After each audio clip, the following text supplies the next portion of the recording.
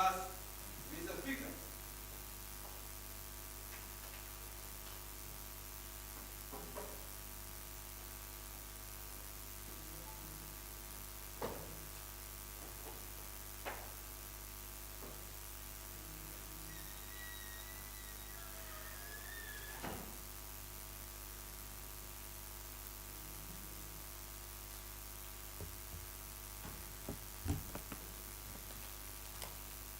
Let's pray.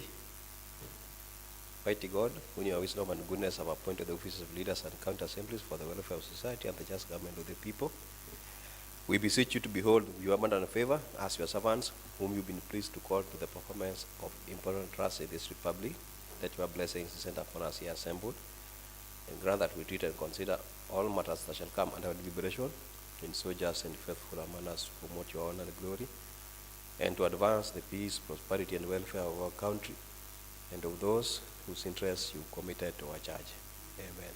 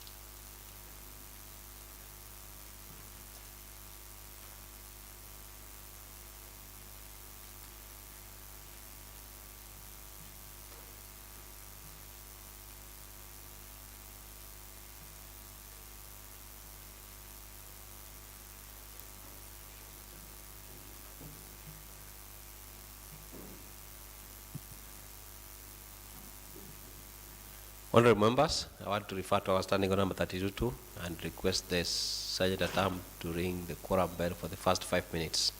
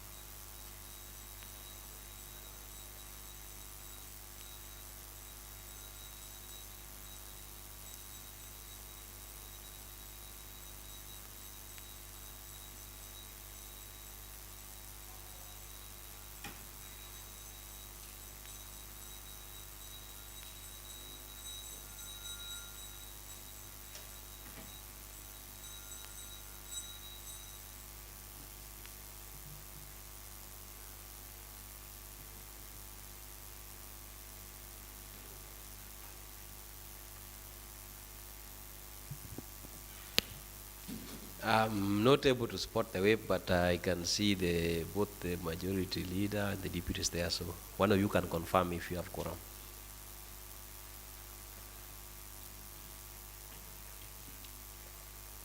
Thank you, Mr. Speaker. Mr. Speaker, I can confirm we have quorum. Thank you. Clerk, take us through the order of the day.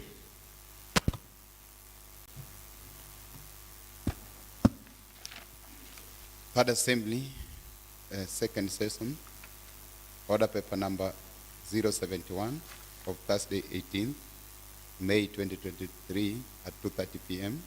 Order number 1, administration of oath. Next order. Order number 2, communication from the chair. Next order. Order number 3, messages. Next order. Order number 4, petitions. Next order. Order number 5, papers.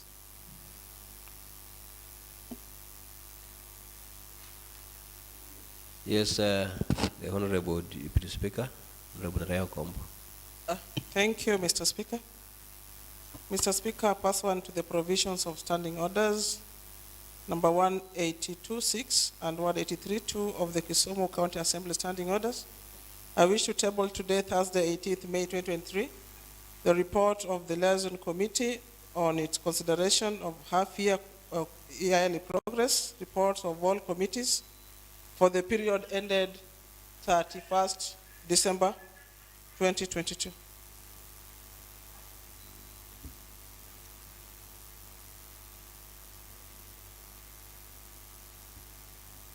Thank you, Mr. Speaker.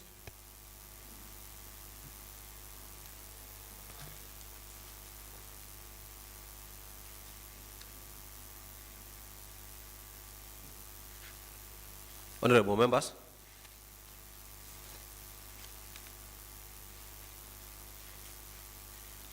I confirm receipt of the report on consideration of half-year progress report on all committees for the period ended 31st December 2022 by the Housekeeping Committee on Liaison, presented by Honorable Reo Kombo, and I want to present or direct that the House Business Committee considers this report for purposes of scheduling for debate. Next order. Order number 6, notices of motion. Yes, Honorable Reo Kombo. Thank you, Mr. Speaker. Mr. Speaker, pursuant to the provisions of Section 45(1), I wish to give a notice of motion that this House adopts the report of the Liaison Committee on consideration of half-year progress reports of all committees for the period ended 31st December 2022. Thank you, Mr. Speaker. Next order. Order number 7, statements. Yes, Honorable Benson Adega. Thank you so much, Mr. Speaker, sir. I arise under standing order number 41, clause 2 and B, to seek for a statement from the Chairperson Committee on Planning, Industrialization and ICT regarding the representation of the county in the Land Control Boards. Aware that Land Control Act Cap 2 302 provides the formation of land control boards, I humbly request the Chairperson Committee on Planning, Industrialization and ICT to provide a statement before this House as follows. 1. What is the representation of the county in the county land boards at county and sub-county level? Further, what role does the representation play? 2. How has the board been realizing its devolved functions? 3. Whether the county has been receiving any revenue related to land and or development control board. Thank you, Mr. Speaker, sir. Honorable members.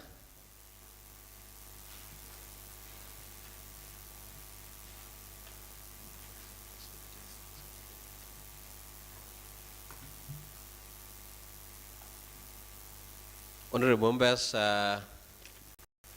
I'm not able to support the chairperson of planning. No, sorry for that. I'm aware the chairperson for planning committee has been unwell. but I'm not able to support the vice chair. Or any member of the planning committee? You have anything to say about the statement?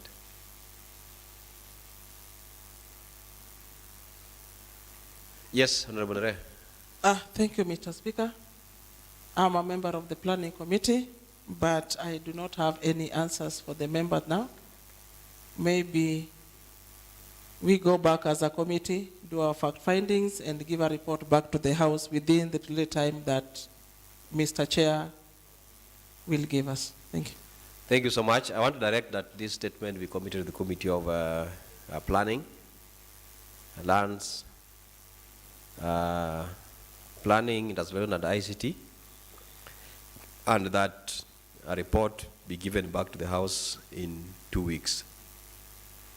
Next order.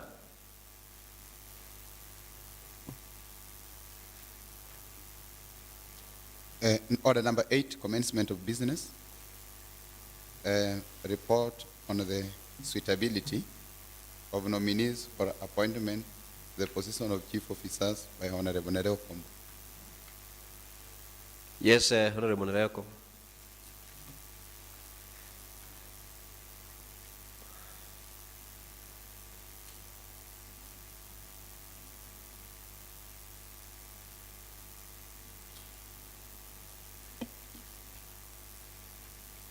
Thank you, Mr. Speaker.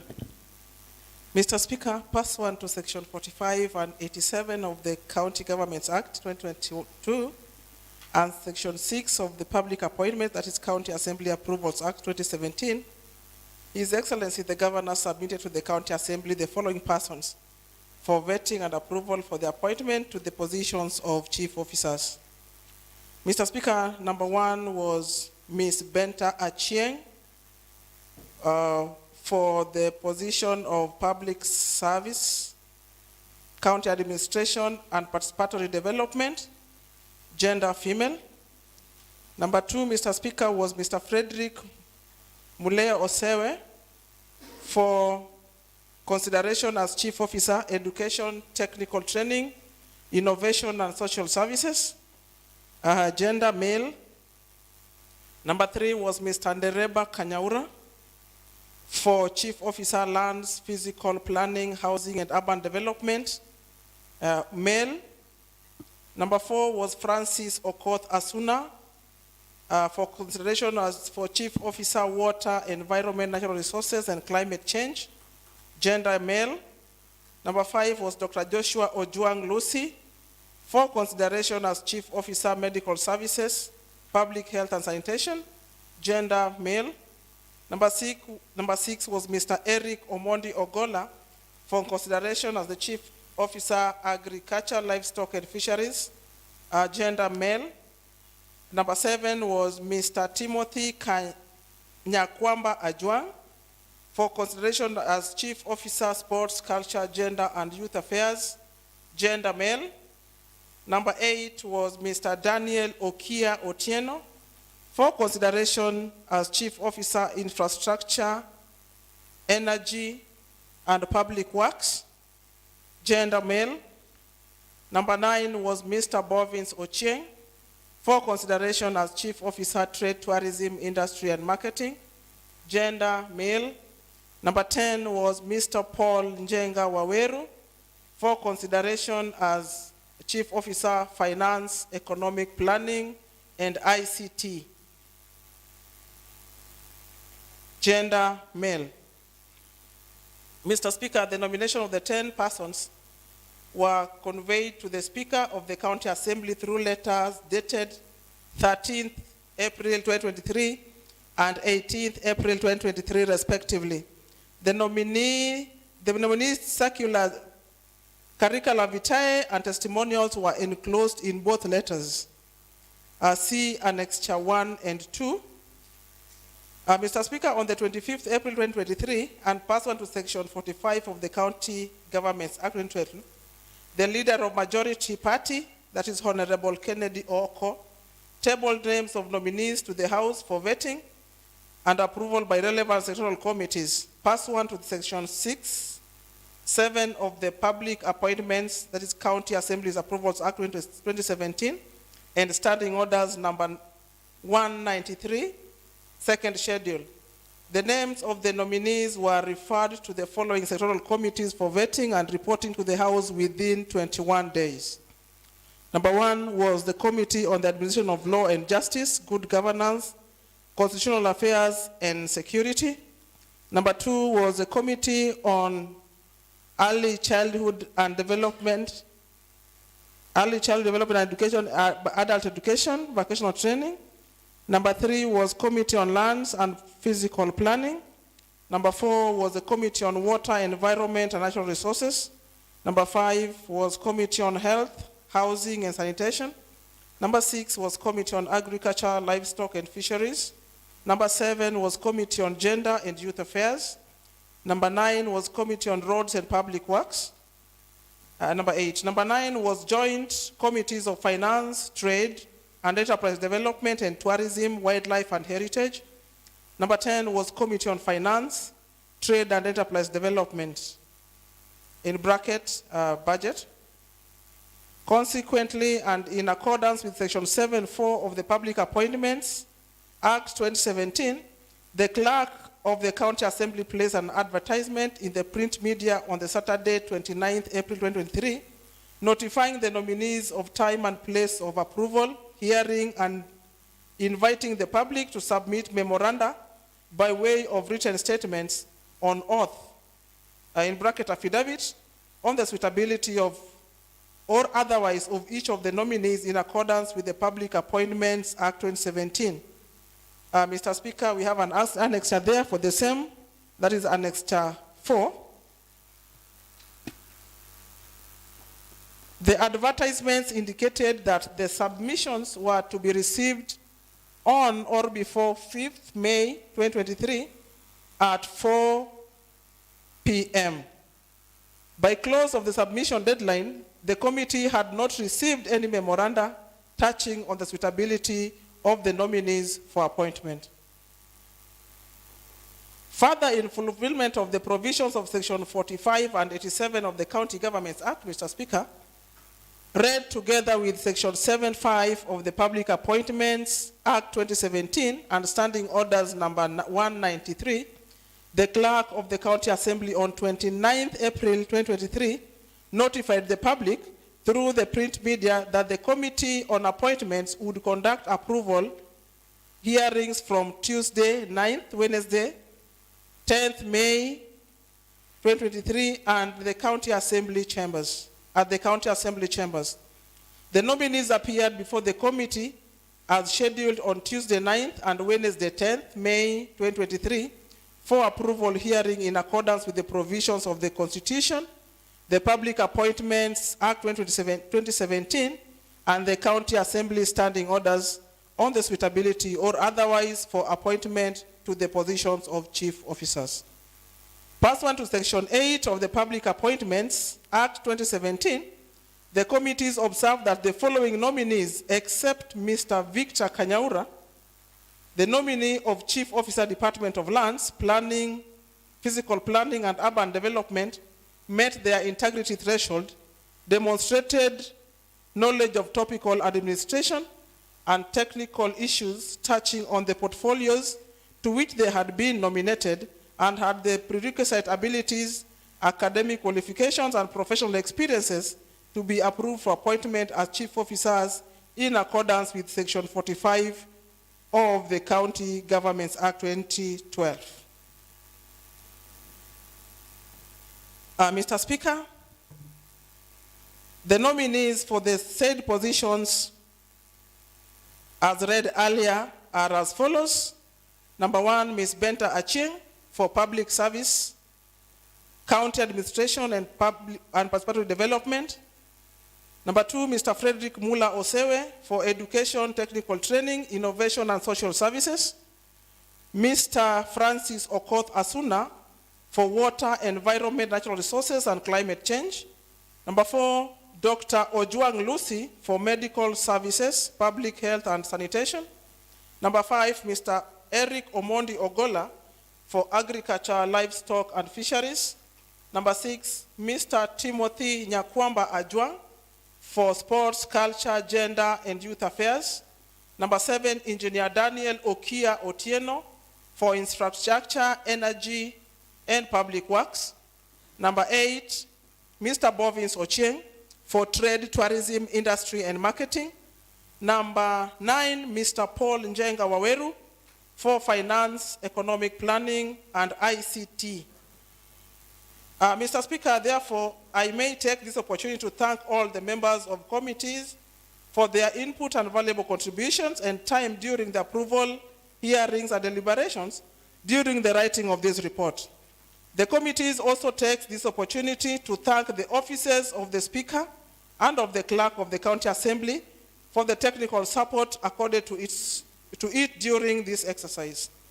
Mr. Speaker, on behalf of the committees and pursuant to Section 45 and 87 of the County Governments Act 2012 and Section 9(2) of the Public Appointments Act 2017, read together with Standing Orders number 193.5F of the County Assembly Standing Orders, it's now my duty and privilege to present to this House the report of the approval hearing of the nominees for appointment to the positions of chief officers.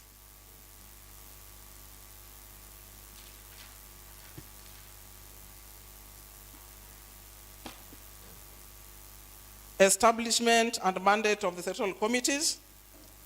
Mr. Speaker, the sectoral committees are established pursuant to Standing Orders number 193 of the Kisumu County Assembly and are mandated to A, investigate, inquire into, and report on all matters relating to the mandate, management, activities, administration, operations, and estimates of the assigned departments. B, study the program and policy objectives of departments and the effectiveness of the implementations. C, study and review all county legislations referred to it. D, study, assess, and analyze the relative success of the departments as measured by the results obtained as compared to their stated objectives. E, investigate and inquire in all matters relating to assigned departments as they may deem necessary. By Honorable Vincent Jagongo, Vice Chair Emily Oginga.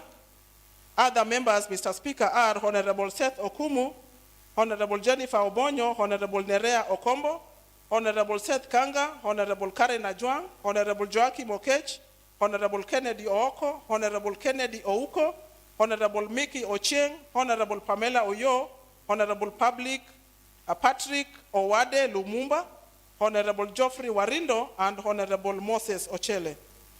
The Committee on Tourism, Wildlife, and Heritage, the membership is as follows, Mr. Speaker. The committee is chaired by Honorable Alice Wajewa, assisted by Honorable Kennedy Ajwang. Other members are Honorable Anne Ochola, Honorable Ben Adega, Honorable Samuel Onyango, Honorable Karen Ajwang, Honorable Nancy Matara, Honorable Morris Ngeta, Honorable Pamela Oyo, Honorable Mickey Ochieng, Honorable Emily Odinga, Honorable George Abaja, and Honorable Peter Obaso. And finally, Mr. Speaker, in that committee we have Honorable Vitalis Komudo. In the Committee of Roads, Transport, Public Works, we have Honorable Ruben Rakwach as the chairperson, deputized by Honorable Anne Ochola. Other members are as follows: Honorable Morris Otieno Ngeta, Honorable Emily Odinga, Honorable Jennifer Obonyo, Honorable Lumumba Owade, Honorable Ruben Rakwach, Honorable Vincent Jagongo, Honorable Mildred Ajumbo, Honorable Ken Ouko, Honorable Seth Okumu, Honorable Mariam Abeid, Honorable James Were, Honorable Nancy Matara, and finally Honorable Sami Onyango. In the Committee of Sports and Culture, Mr. Speaker, the committee is chaired by Honorable Nancy Matara, deputized by Honorable James Were.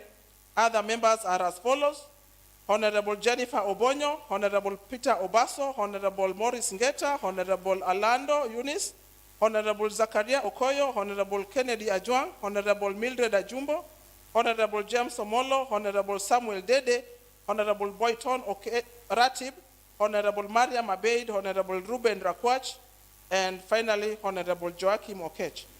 In the Committee of Planning and Rationalization, we have Honorable Boyton Ratib as the chair, deputized by Honorable James Omolo. Other members are as follows: Honorable Ken Ooko, Honorable Seth Kanga, Honorable Moses Ochele, Honorable Seth Okumu, Honorable George Abaja,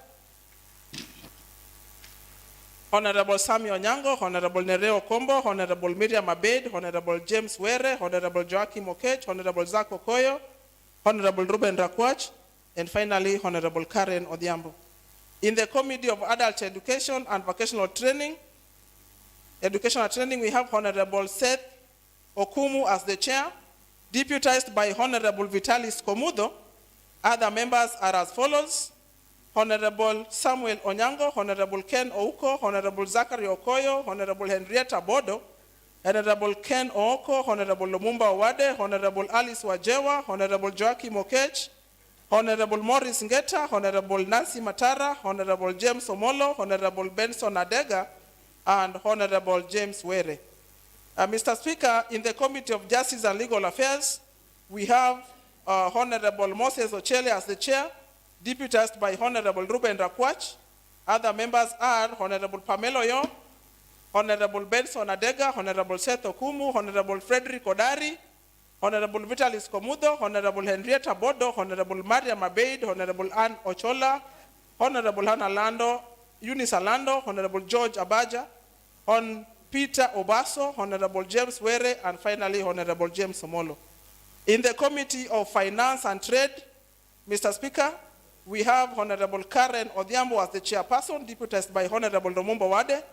Other members are as follows, Mr. Speaker: Kennedy Ooko, Honorable Joachim Okech, Honorable Miki Ochieng, Honorable Ratib Boyton, Honorable Benson Adega, Honorable Vitalis Komuto, Honorable Pamela Oyo, Honorable Jennifer Obonyo, Honorable Kennedy Ouko, Honorable George Abaja, Honorable Henrietta Bodo, Honorable Alice Wajewa, and finally Honorable Ann Ochola. In the Committee of Agriculture, Livestock and Fisheries, we have Honorable Eunice Alando as the chairperson, deputized by Honorable Oliver Odhiambo. Other members are Honorable Mildred Ajumbo, Honorable Samuel Dede, Honorable Pamela Oyo, Honorable George Abaja, Honorable Jennifer Obonyo, Honorable Morris Ngeta, Honorable Geoffrey Warindo, Honorable Moses Ochele, Honorable Nerea Okombo, Honorable Ann Ochola, Honorable Zachary Okoyo, Honorable Seth Okumu, and finally, Mr. Speaker, Honorable Vitalis Komudo. The Committee Secretariat. The following secretary was appointed to aid the committees during the vetting exercise. Number one, we have Mr. Owen Ojwok, the Clerk of the Assembly. Number two, we have Peter Anditi, Principal Clerk Assistant. We have Edwin Kisia, Procurement. We have Felix Owor, Principal Finance Officer. We have Annabel Wabuge, Senior Clerk Assistant. We have Herman Moses, Committee on Justice and Legal Affairs and Committee on ECD. Number 7, we have Angeline Obonyo, Committee on Health. Bernard Abuoda, Committee on Tourism. Belinda Midnight, Committee on Roads. Alan Otieno, Committee on Water. Austin Ochieng, Committee on Planning. And number 12, Elizabeth Achieng, Committee on Agriculture. Number 13, we have Isaac Omolo, Committee on Finance. Naomi Orutua, Committee on Sports. Crispin Oguta, Committee on Planning. Kennedy Okise, Sergeant at Arms. And finally, Zablon Otiende Hansard. The legal framework, Mr. Speaker, Section 45 of the County Governments Act 2012 provides the mandate of the governor to appoint chief officers. This section provides as follows. Number 1, that the governor shall nominate qualified and experienced county chief officers from among persons competitively sourced and recommended by the County Public Service Board, and B, with the approval of the County Assembly, appoint county chief officers. Number 2, the office of the county chief officer shall be an office in the county public service. Number 3, a county chief officer shall be responsible to the respective county executive committee member for the administration of a county department as provided under section 46. Number 4, the county chief officer shall be the authorized officer in respect of exercise of delegated power. Number 5, the governor may reassign a county officer. Number 6, the county officer may resign from office or by giving notice in writing to the governor. Notification of nominations. Pursuant to section 4 and 6 of the Public Appointments Act 2017, the governor, through the county secretary, forwarded to the clerk of the county assembly the following letters. Letter dated 13 April 2023, that is Annex 1, forwarding the names of the following 10 persons for appointment as chief officers. Number 1, Ms. Benta Achieng for Public Service, County Administration and Passport Development. Number 2, Mr. Frederick Mula Osewe for Education, Technical Training, Innovation and Social Services. Number 3, Mr. Victor Ndereba Kanyaura for Lands, Physical Planning, Housing and Urban Development. Number 4, Mr. Francis Okoth Asuna for Water, Environment, Natural Resources and Climate Change. Number 5, Dr. Ojwang Lucy for Medical Services, Public Health and Sanitation. Number 6, Mr. Eric Omondi Ogola for Agriculture, Livestock and Fisheries. Number 7, Mr. Timothy Nyakwamba Ajwang for Sports, Culture, Gender and Youth Affairs. Number 8, Mr. Daniel Okia Otieno for Infrastructure, Energy and Public Works. Number 9, Mr. Bovins Ocheng for Trade, Tourism, Industry and Marketing. Finally, number 10, Mr. Paul Njenga Waweru for Finance, Economic Planning and ICT. And another letter dated 18th April 2023, that is Annexure Roman 3, forwarding the following names. Number 1, Mr. Frederick Omondi Ogola, Agriculture and Livestock. The notification contained the curriculum vitae and testimonials of the 10 nominees. Notification to the House and referral to the Committee on Appointments. Mr. Speaker, pursuant to the provisions of the standing orders, Honorable Kennedy Ooko, the leader of majority, on 25th April 2023, tabled the nominees and informed the House of the governor's nomination of the chief officers. Pursuant to Section 8 of the Public Appointments Act 2017 and Standing Orders number 193, the names and the curriculum vitae of the nominees were referred to the committees for approval, hearing and reporting to the House within 21 days. Notification to the public and nominees. Mr. Speaker, Article 118 of the Constitution provides that the County Assembly shall facilitate public participation and involvement in the legislative businesses and other businesses of the County Assembly and its committees. Section 7.4 of the Public Appointments Act 2017 provides that the clerk shall notify the public of the time and place for holding an approval hearing at least 7 days prior to the hearings. Further, Section 710 of the Public Appointments Act 2017 provides that any person may, prior to the approval hearing and by written statements on oath, provide the clerk with evidence contesting the suitability of a candidate to hold office to which the candidate has been nominated. Pursuant to Article 118 of the Constitution as read with Section 7 of the Public Appointments Act 2017, the clerk of the County Assembly placed an advertisement in the print media on Saturday, 29th April 2023, see Annexure Roman 3, inviting the public to submit memoranda by way of written statements on oath, in bracket affidavit, on the suitability or otherwise of the nominees in conformity with Section 7 of the Public Appointments Act 2011.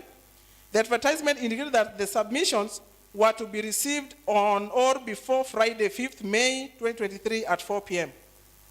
Further, pursuant to Article 118 of the Constitution, Section 7 of the Public Appointments Act, and Standing Orders number 193, the clerk of the Assembly notified the general public to the approval hearing of the nominees that the hearing of the nominees would be conducted from Tuesday 9th to Wednesday 10th May 2023.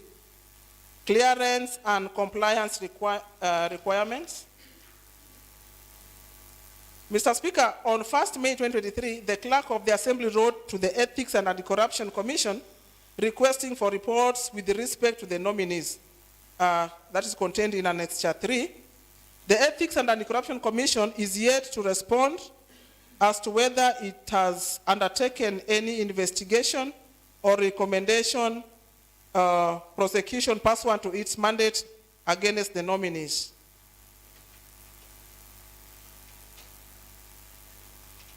Mr. Speaker, on that, I want to confirm that that requirement has been submitted and that all the 10 nominees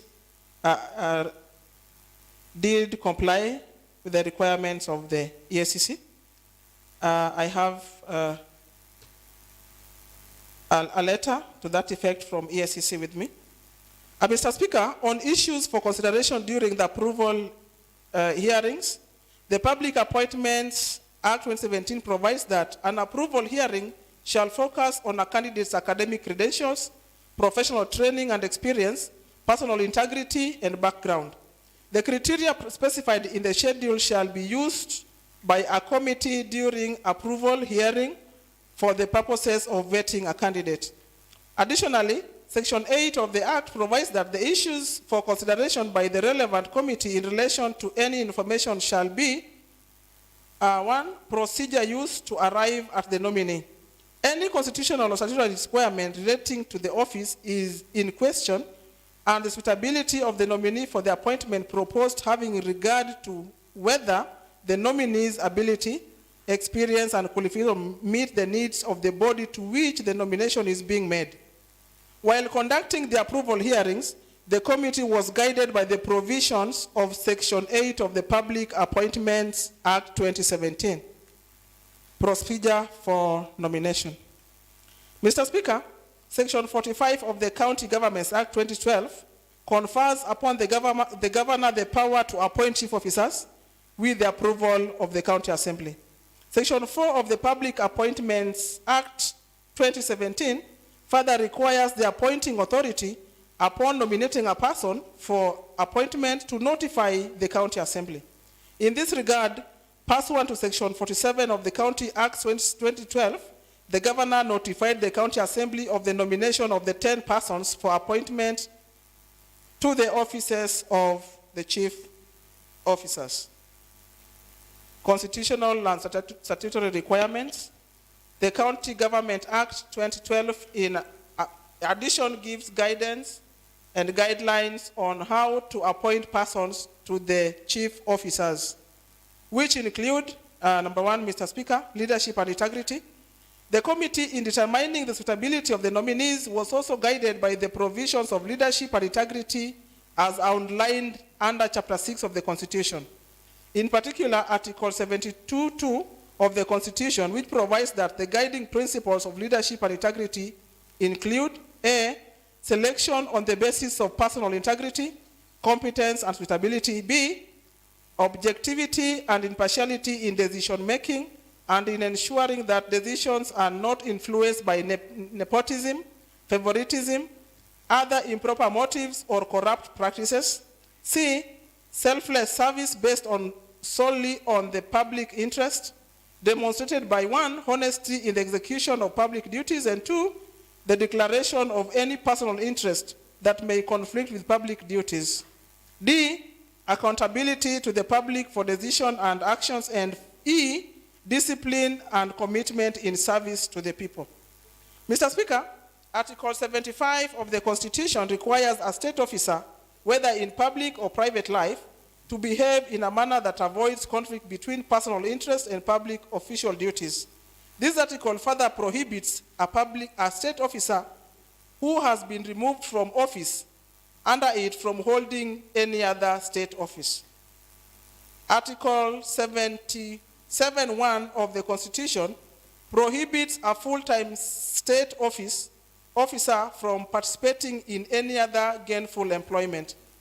Article 77(2) of the Constitution prohibits an appointed state officer from holding office in a political party. And Article 78 of the Constitution, Mr. Speaker, disqualifies persons who are not Kenyan citizens from appointment as state officer. Further, a state officer is barred from holding dual citizenship. In addition, the committee considers Section 10 of the Leadership and Integrity Act 2012, in particular, which provides that a state officer shall, to the best of their ability, carry out the duties of the office efficiently and honestly. B, carry out the duties in a transparent and accountable manner. C, keep accurate records and documents relating to the functions of the office. D, report truthfully on all matters of the organization which they represent. Criteria for vetting. Mr. Speaker, the committees adopted the first schedule, that is criteria for vetting of approval of nominees for appointment to public office by County Assembly questionnaire, and second schedule, that is assessment form, as provided for by the Public Appointments Act of number 5 of 2017. The committees also adopted the score sheet used for vetting that covered 5 thematic areas that give a total score of 100% with a pass mark score of 50%. Mr. Speaker, the thematic areas that were considered were: 1, academic and professional qualifications and to demonstrate achievement. That one would give a percentage of 20 marks. Education, training, and training to the relevant position would give 25 marks. Technical and professional capability, 40 marks. General knowledge, 10 marks. Communication and personal attributes, 5%, which would then give a total score of 100%. Suitability of the nominees for the proposed appointment, having regard to whether the nominees' abilities, experience, and qualities meet the needs of the body to which the nominations is being made. Mr. Speaker, the suitability of the nominee for the nominees was assessed after scrutiny of the nominees' academic credentials, professional training and experience, personal integrity, background, and quality, as well as their performance during the approval hearing conducted on Tuesday 9th and 10th Wednesday, May 2023. Memoranda from the members of the public in respect to the nominees. Mr. Speaker, committee did not receive any memoranda from the members of the public in respect of the nominees opposing their nomination. Approval, hearing of the nominees. Mr. Speaker, the committees held the approval hearings on Tuesday 9th and Wednesday 10th, May 2023, in accordance with the following schedules. Number 1, Ms. Benta Achieng for the Department for the Public Officer, Public Service, County Administration and Participatory Development was vetted by the Committee on Justice and Legal Affairs on the 9th May 2023 in the Assembly chambers at between 9 to 10:30 a.m. Mr. Speaker, Mr. Frederick Mule Osewe for Education, Technical Training, Innovation, and Social Services was vetted by the Committee on Education and Adult Education on the 9th May 2023 in the chambers between 10:30 a.m. to 12 noon. Mr. Victor Ndereba Kanyaura was vetted for the Department of Lands, Physical Planning and Housing, was vetted by the Committee on Lands and Physical Planning on the 9th May 2023 in the chambers from 12 noon to 1:30 p.m.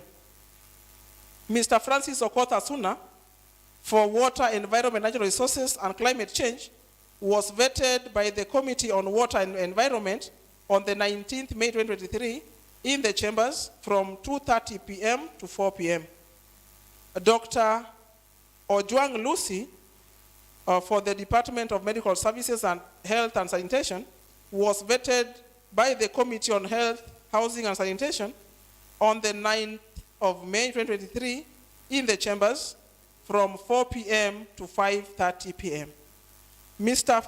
Eric Omondi Agola for the Department of Agriculture, Livestock and Fisheries was vetted by the Committee on Agriculture, Livestock and Fisheries on the 10th of May 2023 in the chambers from 9 a.m. to 10:30 a.m. Mr. Speaker, Mr. Timothy Nyakwamba Ajwang for Sports, Culture, Gender and Youth Affairs was vetted by the Committee on Sports, Culture, Gender and Youth Affairs on the 10th of May 2023 in the chambers from 10:30 a.m. to 12 noon. Mr. Daniel Okia Otieno for Infrastructure, Energy and Public Works was vetted by Committee on Roads and Public Works on the 10th of May 2023 in the chambers from 12 noon to 1:30 p.m. Mr. Bovins Ocheng for Trade, Tourism, Industry and Marketing was vetted by Joint Committee of Finance and Tourism on the 10th of May 2023 in the chambers from 2:30 p.m. to 4 p.m. And finally, Mr. Paul Njenga Waweru for Finance, Economic Planning and ICT was vetted by a Committee on Finance, Trade and Development together with Budget Committee on the 10th May 2023 in the chambers from 4 p.m. to 5:30 p.m. Mr. Speaker, Ms. Benta Achieng Omolo, nominee for the position of Chief Officer, Public Service, Participatory Development and County Administration. Mr. Speaker, Ms. Benta Achieng, the nominee to the office of the Chief Officer for the department, appeared before the committee on Tuesday, 9th May 2023 at 9 a.m. and was vetted under oath, pursuant to Oath and Statutory Declarations Act, the Public Appointments Act 2017 and Standing Orders of the Kisumu County Assembly. The committee noted the following: a place, date, and place of birth.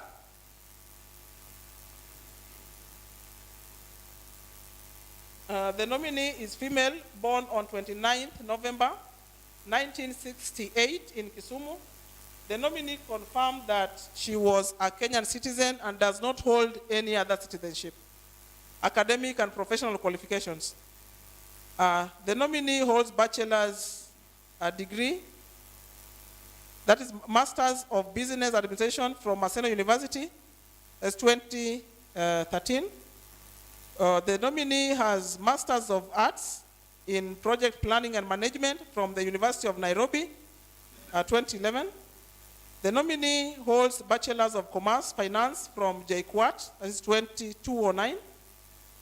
The nominee also holds Certificate in Information Technology for Accounts and Auditors program. She has Certificate of Introduction to Computers from Kisumu Polytechnic. That was done in 2003. She holds Kenya Certificate of Education for Secondary Education from Kisumu Girls. That was 1987. And a Certificate of Primary Education, KCPE, from Kirembe Primary. Employment records. Mr. Speaker, the nominee has worked in the following institutions and positions.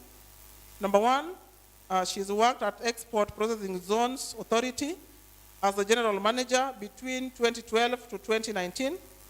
She's also worked at the Lake Basin Development Authority as the Finance and Administration Manager between 2011 to 2012.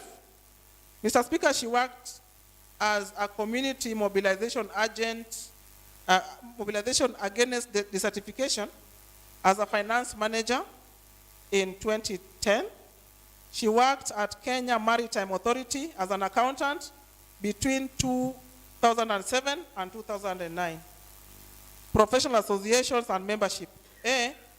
She is a member of Institute of Certified Public Secretaries of Kenya, She's also a member of Institute of Certified Public Accountants of Kenya, Income and Net Worth. Mr. Speaker, sources of income, parcel and building titled Kisumu Wathorego 5658 at Mamboleo, 0.04 hectares. Net worth is approximately 10 million. Published writings. The nominee informed the committee that she has published the following writings. Number 1, effect of equity financing options and financial performance of non-financial firms listed at the Nairobi Securities Exchange, Kenya. Number 2, effects of debt financing options on finance performance of firms listed at the Nairobi Securities Exchange. 3, influence of constituency women enterprise scheme on economic empowerment of women entrepreneurs in Kenya, in Kisumu rural. Potential conflict of interest, none. Pro bono stroke charity work. Mr. Speaker, the committee notified that the nominee contributes to Harambes for church development. Integrity. The committee received the following up-to-date clearances, certificates from relevant clearance bodies in accordance with the requirements of Chapter 6 of the Constitution. Number 1, tax compliance certificate, that is KRA, HELP compliance certificate, CRB clearance certificate, police clearance certificate, certified EACC self-declaration form. Mr. Speaker, the committee, having considered the nominees' field questionnaire pursuant to Section 7(9) of the Public Appointments Act 2017, her curriculum vitae, and having had her oral submission during the approval hearing, made the following observations on her suitability for appointment as the Chief Officer for the Department of Public Service, County Administration and Participatory Development.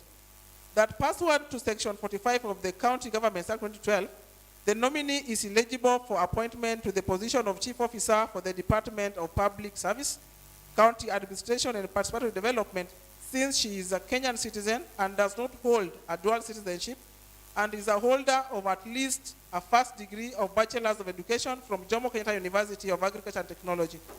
That the nominee meets requirements of Chapter 6 of the Constitution on leadership and integrity, having received clearance from the following statutory bodies: Higher Education Loan Board, Credit Reference Bureau, Directorate of Criminal Investigation, Kenya Revenue Authority, and finally, Ethics and Anti-Corruption Commission. It was also worth noting, Mr. Speaker, that the nominee has never been charged in a court of law in the past 3 years.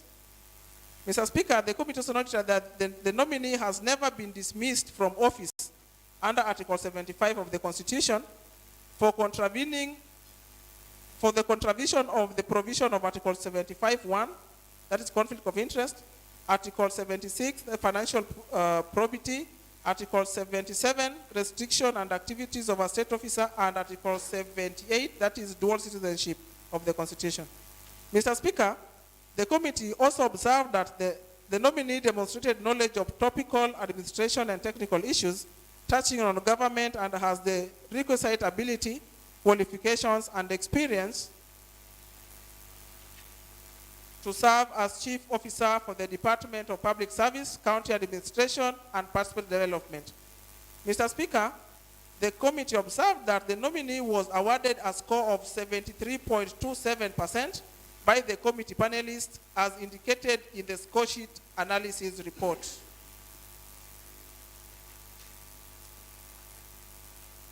Nominee number 2, that was Mr. Frederick Mula Osewe, nominee for the Chief Officer, Department of Education, Technical Training, Innovation, and Social Services. Mr. Speaker and honorable members, Mr. Frederick Osewe, the nominee to the office of the Chief Officer for the Department of Education, Technical Training, Innovation, and Social Services, appeared before the committee on Tuesday, 9 May 2023 at 10:30 and was vetted under oath, pursuant to the Oath and Statutory Declarations Act, the Public Appointments Act 2017, Standing Orders of Kisumu County Assembly. The committee noted the following: date and place of birth. Mr. Speaker, the committee noted that the nominee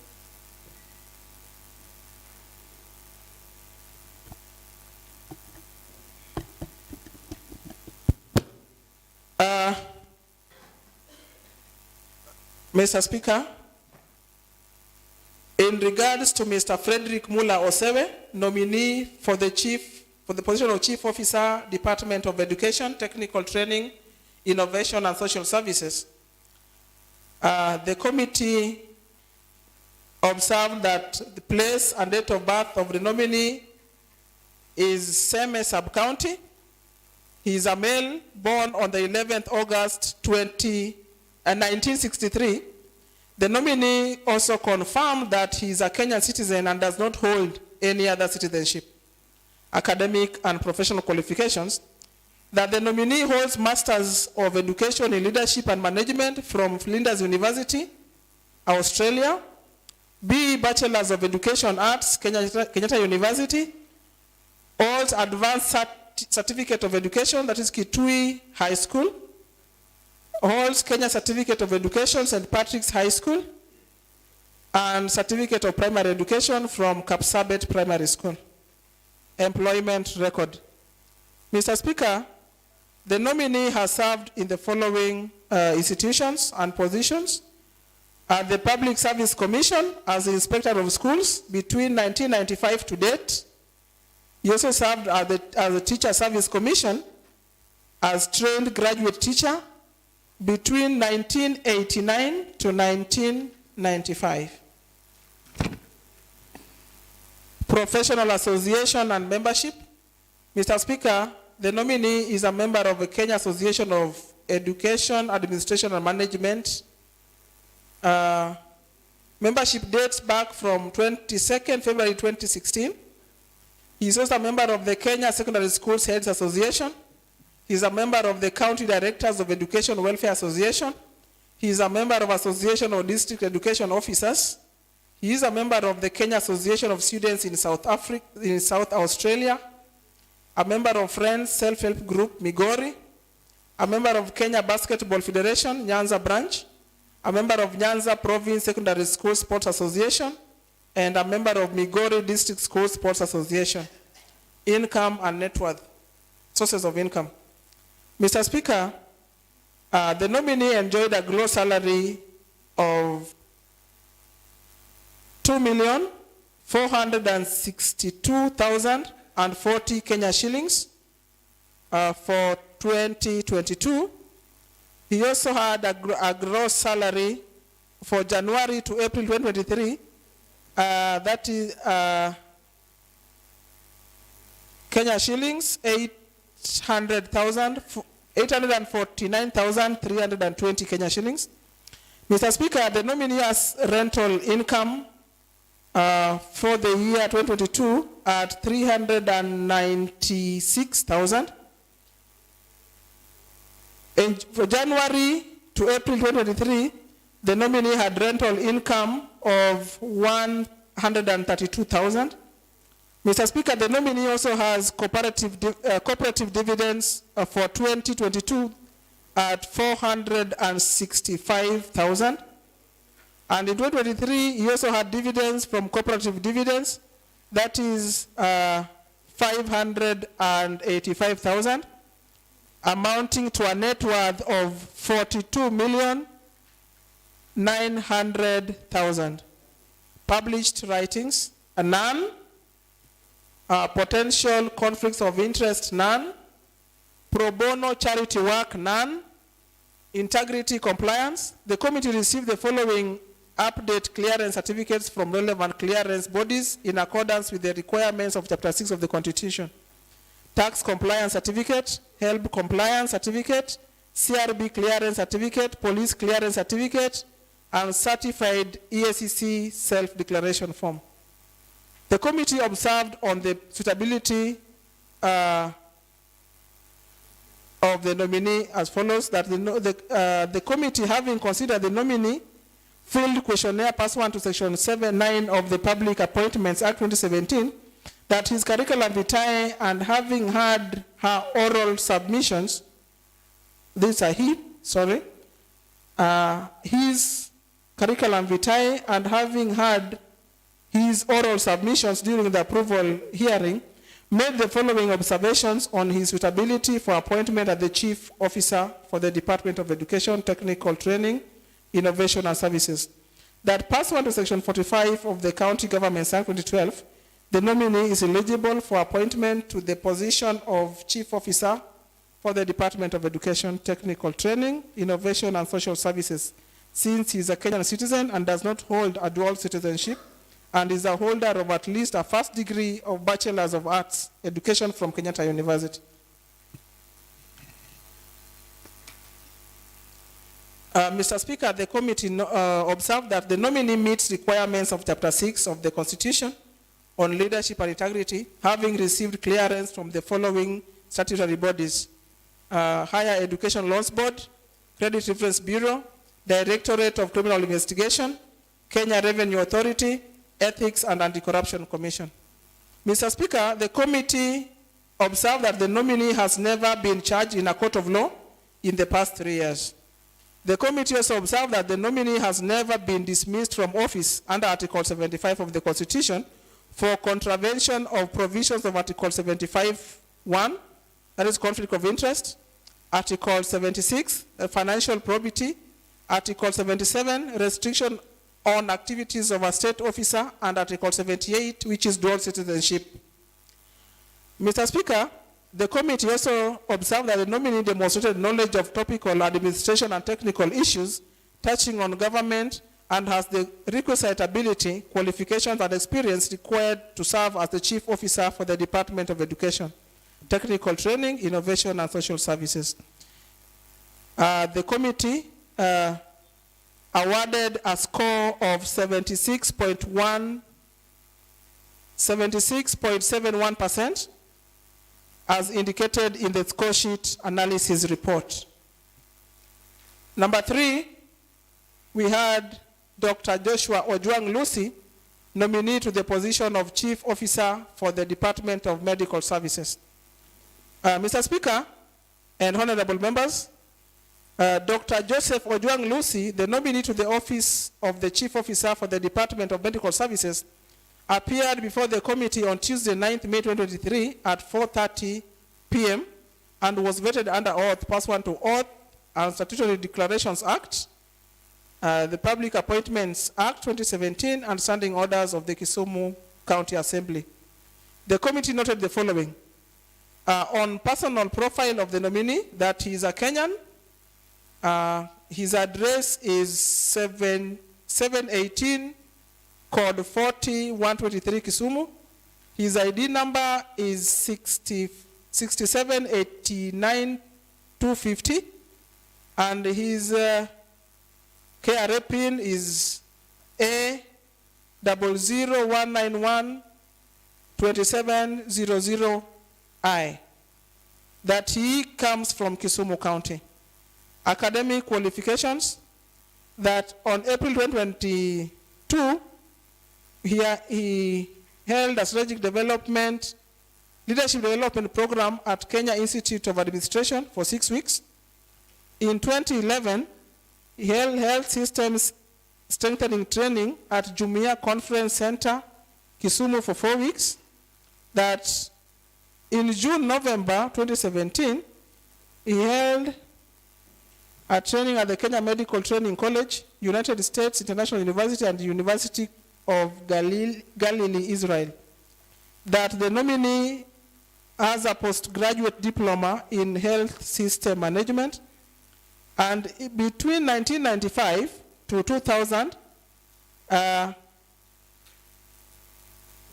he was at the University of Nairobi Department of Surgery, undertaking a master's in medical, postgraduate medical, that is surgery. Between 1986 to 1991, he was at the University of Nairobi School of Medicine for his Bachelor of Medicine and Bachelor of Surgery.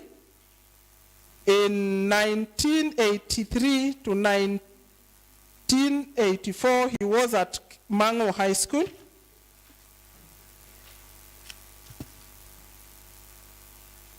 That is for his A-level, 3 principal and 1 subsidiary. In 1976, to 1982, the nominee was at St. Mary's School, Yala, for his A-levels. And between 1972 and 1978, the nominee was at Withur Primary School for his CPE, where he scored 36 points. Employment background. The nominee has held the following positions. He's been a consultant surgeon at the Kisumu County Hospital, and he currently still is.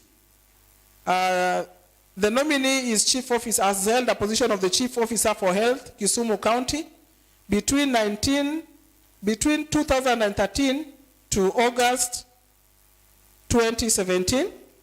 He's also been an acting county secretary, the Kisumu County government, between March to August 2017. And the nominee was also a director of health, county government of Kisumu, between 2013 to January, between March 2013 to January 2014. The nominee has also been a provincial director of medical services, Nyanza, between 2008, August, to March 2013. Mr. Speaker and honorable members, the nominee has also been a medical superintendent and consultant surgeon at the Homa Bay District Hospital. That was between 2001 to August 2008. The nominee has also been a medical doctor at the Maltasar Rumbek, Southern Sudan for 3 months. That is in 1999. He's also been a medical officer at the Norwegian People's Aid, Southern Sudan. That is 1998 for 3 months. He's also been a medical officer 1 at the Homa Bay District Hospital between 1993 to 1995. He was also the medical officer 2, New Nyanza General Hospital, between, that is the current JOTRH, between 1991 to 1992. Memberships. He's a member of the East African Association of Surgeons. He's a member of Kenya Association of Surgeons from 2002. He's a member of the Kenya Medical Association, that is from 1993. Board memberships, he's a member of Kenya Conference of Catholic Bishops, and also a member of Captain Nyanza Golf Club. Committee observations on the suitability of the nominee to the position of Chief Officer Medical Services. The committee, having considered the nominee filled questionnaire pursuant to Section 7(9) of the Public Appointments Act 2017, his curriculum vitae, and having had his oral submissions during the approval hearing, made the following observations on his suitability for appointment of the Chief Officer for the Department of Medical Services. That pursuant to Section 45 of the County Governments Act 2012, the nominee is eligible for appointment to the position of Chief Officer, Department of Medical Services, since he is a Kenyan citizen and does not hold a dual citizenship, and is a holder of at least a first degree of Bachelor's of Medicine from the University of Nairobi. Mr. Speaker, the committee also observed that the nominee meets the requirements of Chapter 6 of the Constitution on leadership and integrity, having received clearances from the following statutory bodies: from Higher Education Laws Board, Credit Reference Bureau, Director of Criminal Investigation, Kenya Revenue Authority, and Ethics and Anti-Corruption Commission. Mr. Speaker, the committee also observed that the nominee has never been charged in a court of law in the past 3 years. The committee also observed that the nominee has never been dismissed from office under Article 75 of the Constitution, Article 76, and Article 78, Mr. Speaker. Mr. Speaker, the committee also observed that the nominee demonstrated knowledge of topical, administrative, and technical issues touching on government and has the requisite ability, qualifications, and experience required to serve as Chief Officer for the Department of Medical Services. Mr. Speaker, the nominee was awarded a score of 82% by the committee panelists as indicated in the score sheet analysis report. Number 4, Mr. Speaker and honorable members, was Mr. Eric Omondi Ogalo, nominee to the position of Chief Officer for the Department of Agriculture, Irrigation and Fisheries. The nominee appeared before the committee and was orally interviewed pursuant to the provisions of the Constitution of Kenya, the Public Appointments Act number 5 of 2017, County Governments Act 2012, the standing orders of the County Assembly, and other relevant legislations. Personal profile, his postal address is 8001, code 40112 Kisumu, ID number 11088740, PIN number A00254278V, that the nominee comes from Dago Market, place of birth is Kisumu County, Kisumu West sub-county. Education background, that the nominee acquired a master's in business administration from the University of Nairobi between 2008 and 2012, where he majored on strategic management. The nominee also acquired a bachelor's degree in science from Egerton University, majoring on horticulture. Mr. Speaker, the nominee went to Chulaimbo Boys High School between 1987 to 1990, where he scored a mean grade of C+. Mr. Speaker, the nominee went to Bar Union Primary School between 1979 and 1996 and attained it is not indicated, that is for his A levels. Honors and awards, Mr. Speaker, he holds a Global Gold Standard Award for positive, that is from British American Tobacco in 2017. He's also given an honors for Best Marketer, Strategic Leadership Award by British American Tobacco. He was also given award by British American Tobacco for Best Region Award in Volume and Share Growth. Mr. Speaker, British American Tobacco also awarded him Best Trade Marketing Representative for RTM project that he led. Membership and professional bodies. He is a member of Marketing Society of Kenya. Publications. We have challenges of implementing business process reengineering as a tool of managing strategic chance. British American between May 2019 to December 2020. He's also held the position of agronomy officer at the British American Tobacco between July 1998 to May 2006. He's also been a program officer at the Windhoek International between September 1996 to May 1998. Statement of net worth is indicated as 43,400,000. Committee observation on the suitability of the nominee. The committee, having considered the nominee field questionnaire pursuant to section 7(9) of the Public Appointments Act 2017, his curriculum vitae, and having heard his oral submissions during the approval hearing, made the following observations on his suitability for appointment as the Chief Officer for the Department of Agriculture, Irrigation and Fisheries. That the nominee was not among the 3 candidates best shortlisted forwarded to the governor by the County Public Service Board.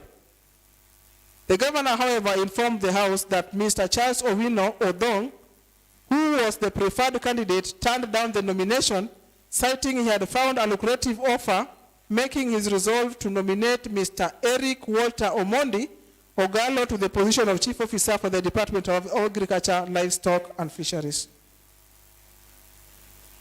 The committee also observed that the nominee had satisfied requirements for Chapter 6 of the Constitution of Kenya, and leadership integrity having been cleared by Ethics and Anti-Corruption Commission, Directorate of Criminal Investigation, Kenya Revenue Authority on Tax Compliance, and Higher Education Loans Board, and also clearance by Credit Reference Bureau. The committee observed that the nominee has never been charged with a criminal offense in a court of law and has no potential conflict of interest with regard to the position he has been nominated to. That the nominee met the threshold for appointment to the office as provided for by the section 45.3 of the County Governments Act 2012. The committee also observed that the nominee has the right attitude and commitment to serve in the position for which he has been nominated, as observed from the way he responded to the members' questions on agriculture-related issues during the approval hearing. The committee also observed that the nominee exhibited impressive knowledge and understanding of issues relating to the docket he had been nominated to.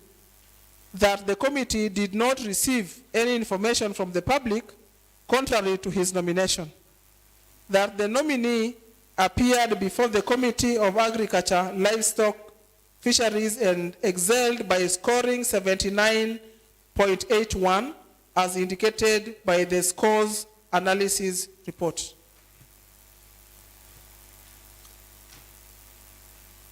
Mr. Speaker and honorable members, the nominee number 5 was Mr. Francis Okoth Asuna for the position of Chief Officer, Water, Environment, and Natural Resources.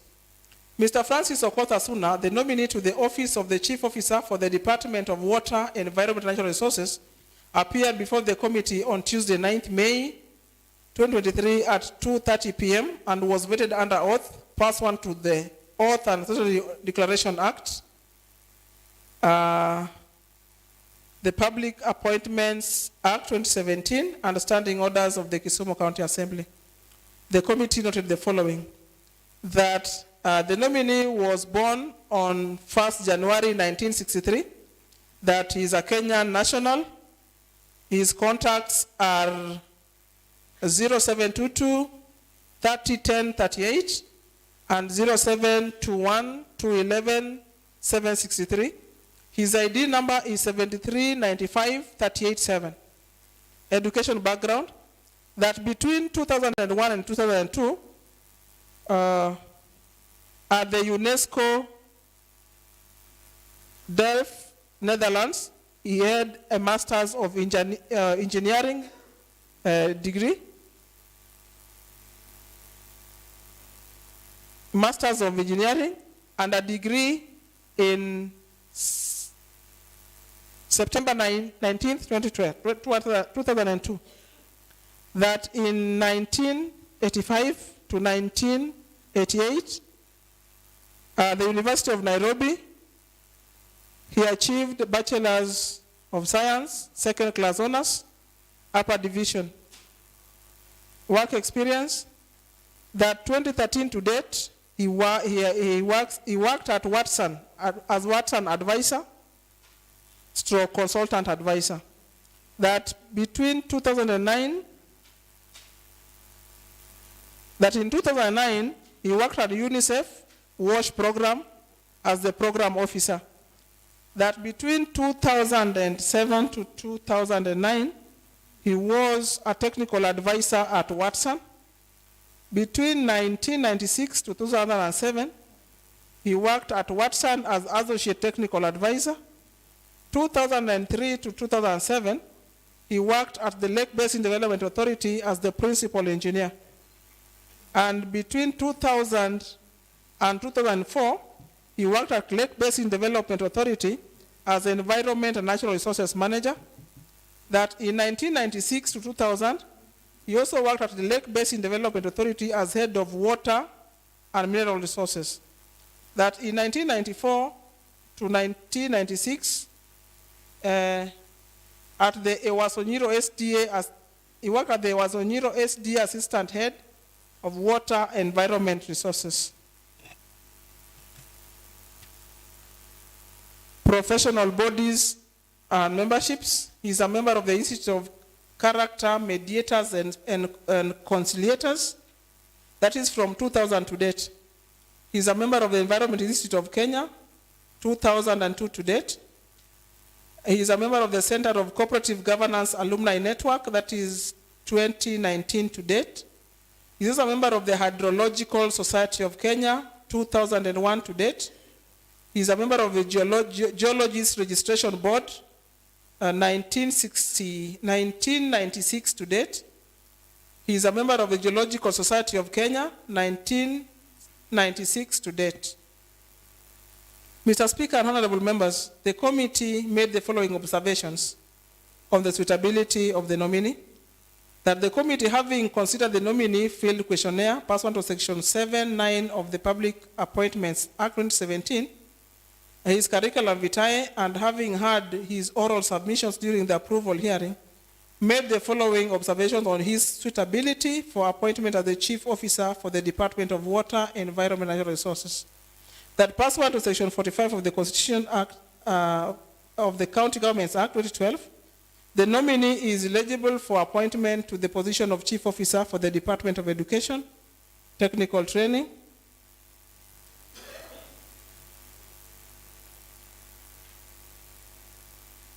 sorry, Mr. Speaker, that the officer is eligible for nomination as the Chief Officer for the Department of Agriculture, Water and Natural Resources. That pursuant to section 45 of the County Governments Act, the nominee is, that's a repetition, Mr. Speaker, that the nominee meets the requirements of Chapter 6 of the Constitution and leadership and integrity, having received clearance from the following bodies: Higher Education Laws Board, Credit Reference Bureau, Directorate of Criminal Investigation, Kenya Revenue Authority, and Ethics and Anti-Corruption Commission. Mr. Speaker, the nominee was observed by the committee as having never been charged in a court of law in the past 3 years. The committee also observed that the nominee has never been dismissed from office under Article 75 of the Constitution for contravention of provisions of Article 75(1), the conflict of interest, Article 76, financial probity, and Article 75 on restriction on activities of a public officer, and Article 78 on dual citizenship of the Constitution. Mr. Speaker, the committee also observed that the nominee demonstrated knowledge of topical, administration, and technical issues touching on government and has the requisite ability, qualifications, and experience required to serve as the Chief Officer for the Department of Water, Environment and Natural Resources. That the nominee was awarded a score of 64.14 by the committee panelists as indicated in the score sheet analysis report.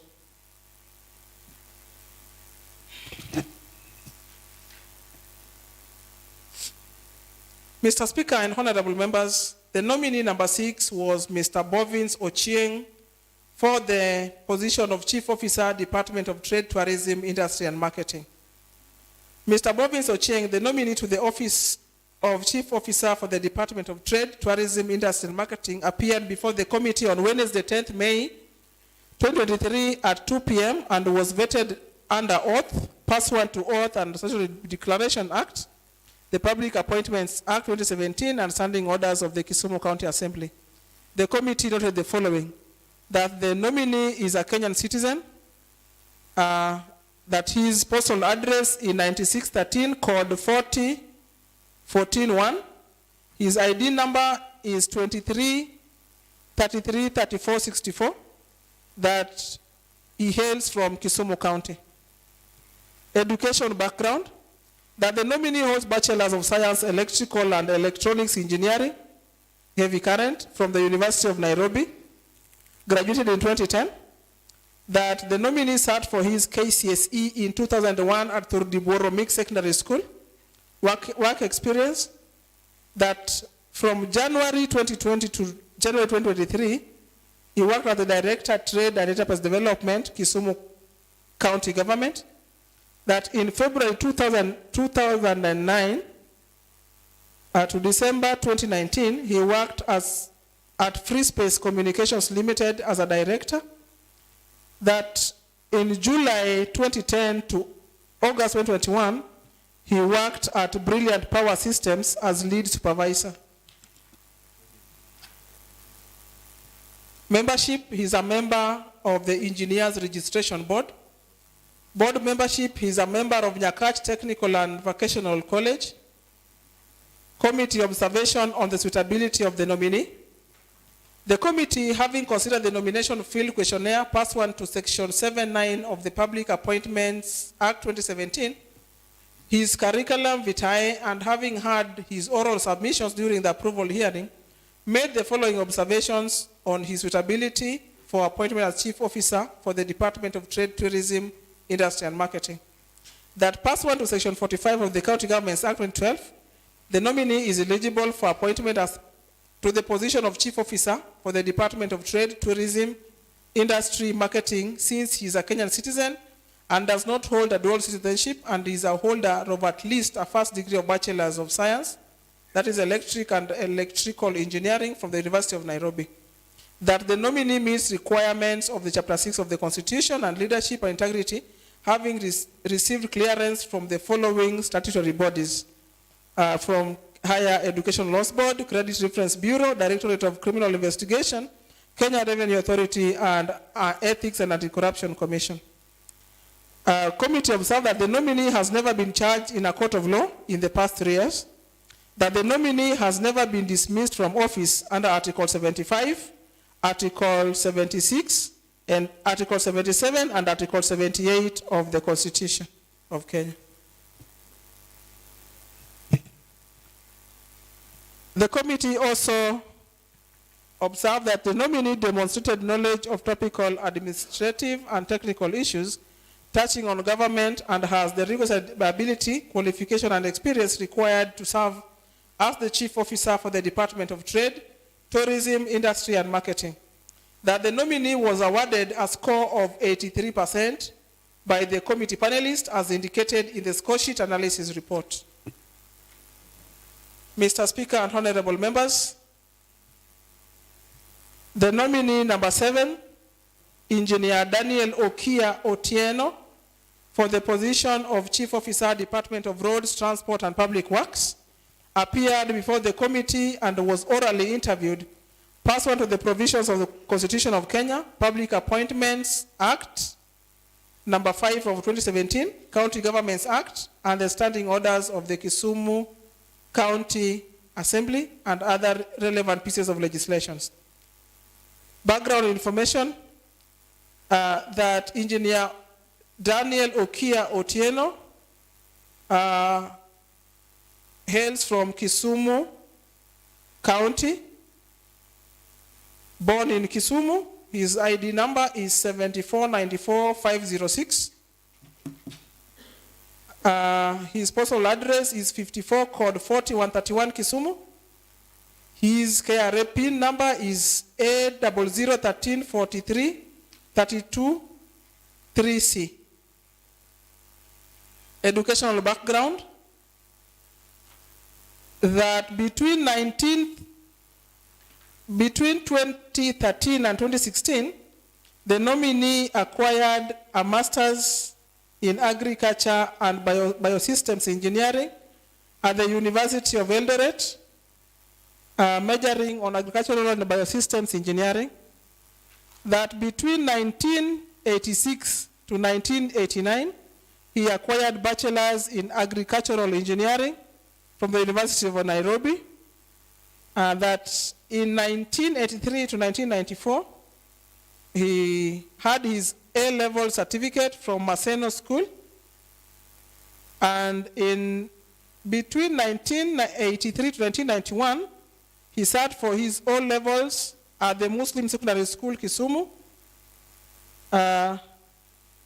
And in 1972 to 1978, he sat for his CPE certificate at Bulanda Primary School.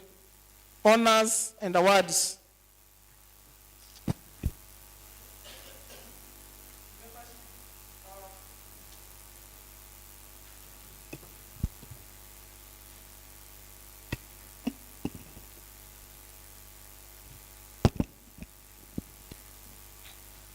Membership and professional bodies, that the nominee Is a professional engineer and a member of the Engineers Board of Kenya from 2012. He is a member of the Institution of Engineers of Kenya as a corporate member from 2013. Publications: he published Physical and Chemical Properties of Water Hyacinth based on composite briquettes, volume 4, issue 11 of November 2016. He also published Combustion and Emission Characteristics of Water Hyacinth based on composite briquettes, volume 5, issue 11 of November 2017. Public office, political activities and associations. That in August 2021 to 5th December 2022, he worked as Chief Officer, Roads, Transport and Public Works, Kisumu County. That in October 2020 to August 2021, he worked as an interim officer, Chief Officer, Roads, Transport Public Works, Kisumu County. That between March 2020 to October 2020, he was the acting Chief Officer, Tourism, Culture, Arts and Sports, Kisumu County. That between December 2019 to August 2021, he served as Chief Officer, Energy Industrialization, Kisumu County. That between 24th August 2017 to 14th August 2018, he was the acting Chief Officer, Energy, Mining, Green Energy and Climate Change, Kisumu County. And May 2017 to February 2019, he served as the County Director of Renewable Energy Technologies, Kisumu County. That in September 2015 to May 2017, he was the County Agricultural Engineer, Siaya County. In between January 2015 to September 2015, he served as the Manager, County Irrigation Unit, Siaya County. Between July 2009 to January 2013, he was the Manager, Agricultural Mechanization Services, Siaya. Between April 2003 to July 2009, he served as the Manager, Agricultural Mechanization Services, Kisumu District. And finally, between January 2001 to April 2003, he was the District Agricultural Engineer, Kuria District. Further, Mr. Speaker, between July 1997 to December 2000, he was the Manager, Agricultural Mechanization Services, Siaya District. And finally, July 1989 to October 1997, he was the Deputy in charge of Homa Bay Rural Technology Development Center and also in charge of Rural Processing Program.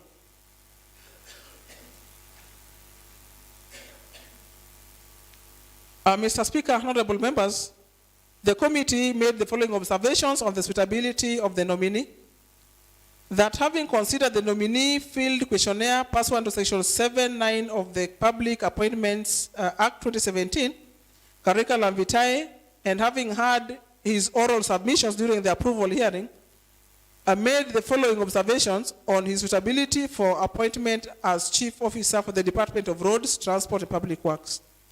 That pursuant to section 45 of the County Governments Act 2012, the nominee is eligible for appointment to the position of Chief Officer, Department of Roads, Transport and Public Works, since he is a Kenyan citizen and does not hold a dual citizenship, and is a holder of at least a first degree of Bachelor's of Science, Agriculture Engineering from the University of Nairobi. That the nominee meets the requirements of Chapter 6 of the Constitution on leadership and integrity, having received clearance from the following statutory bodies: Higher Education Loan Board, Credit Reference Bureau, Directorate of Criminal Investigation, Kenya Revenue Authority, Ethics and Anti-Corruption Commission. The committee observed that the nominee has never been charged in a court of law in the past 3 years, that the nominee has never been dismissed from office under Articles 75, 76, 77 and 78 of the Kenyan Constitution, that the nominee demonstrated knowledge of topical, of administrative and technical issues touching on government and has the requisite ability, qualification, and experience required to serve as chief officer for the Department of Roads, Transport, and Public Works. That the nominee was awarded a score of 74.67% by the committee panelists as indicated in the score sheet analysis report. Mr. Speaker and honorable members, nominee number 8 was Mr. Victor Ndereba Kanyaura, the nominee for the position of Chief Officer Land, Physical Planning, Housing, and Urban Development. The nominee appeared before the committee and was orally interviewed pursuant to the provisions of the Public Appointments Act of number 5 of the 2017, County Government Act 2012, and standing orders of the County Assembly of Kisumu and other relevant legislations. That his postal address is 2870, code 2100. That his ID number is 22560262. That his KRA PIN number is A0038 9068 6J. That he hails from Nakuru and is born in Meru County.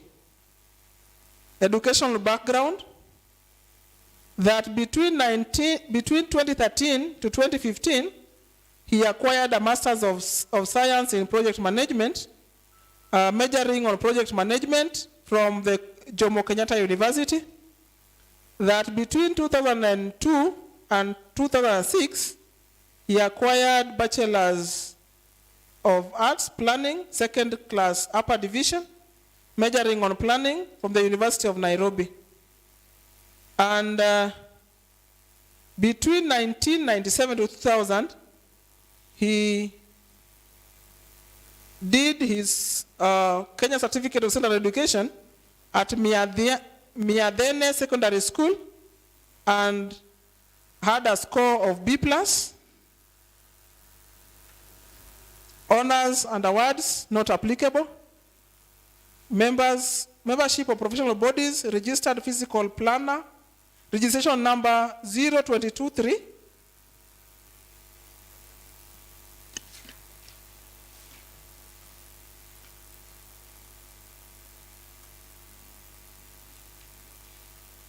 Mr. Speaker, honorable members, the nominee is also a member of Architectural Association of Kenya, corporate member, number 2214. That is Town Planners Chapter. He's also a member of the International Society of Cities and Regional Planners. He's a member of Kenya Institute of Planners. He's an alumni member of Netherlands Fellowship Program and a member of Town and County Planning Associations of Kenya. Publications, an assessment of adoption of green building in Kenya by Transstellar Publishers. Committee observation on the suitability of the nominee. The committee, having considered the nominee's field questionnaire pursuant to Section 7(9) of the Public Appointments Act 2017, his curriculum vitae, and having heard his oral submissions during the approval hearing, made the following observations on his suitability for appointment as the Chief Officer for the Department of Planning, Housing, and Urban Development. That the nominee is a Kenyan citizen and does not hold a dual citizenship and is a holder of at least a first degree of Bachelor's Arts Planning from the University of Nairobi. That the nominee does not meet requirements of Chapter 6 of the Constitution on leadership and integrity, having not received clearance from the statutory bodies. Mr. Speaker, I want to confirm to the House that the same clearance from EACC has since been submitted and officially received by the Kisumu County Assembly. And so that makes that observation null and void. Mr. Speaker, that the nominee has never been charged in a court of law in the past 3 years. That the nominee has never been dismissed from office under Article 75, Article 76, Article 77, and Article 78(2) of the Constitution of Kenya. That the nominee demonstrated knowledge of topical administration and technical issues touching on the government and has the requisite abilities, qualifications and experience required to serve as the chief officer for the Department of Planning, Housing, and Urban Development.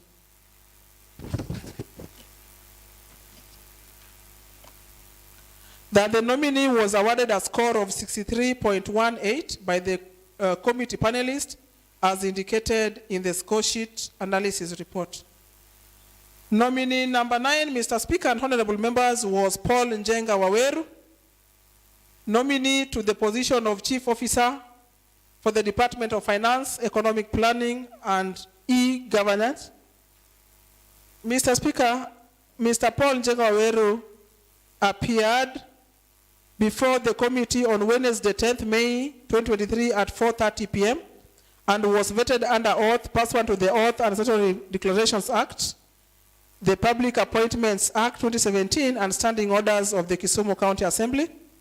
The committee made the following, noted the following, that his postal address is 17603, code 00503, that his ID number is 21520711, that his KRA PIN number is A0034 4162 00D, that he comes from Nairobi and was born in Kajiado County.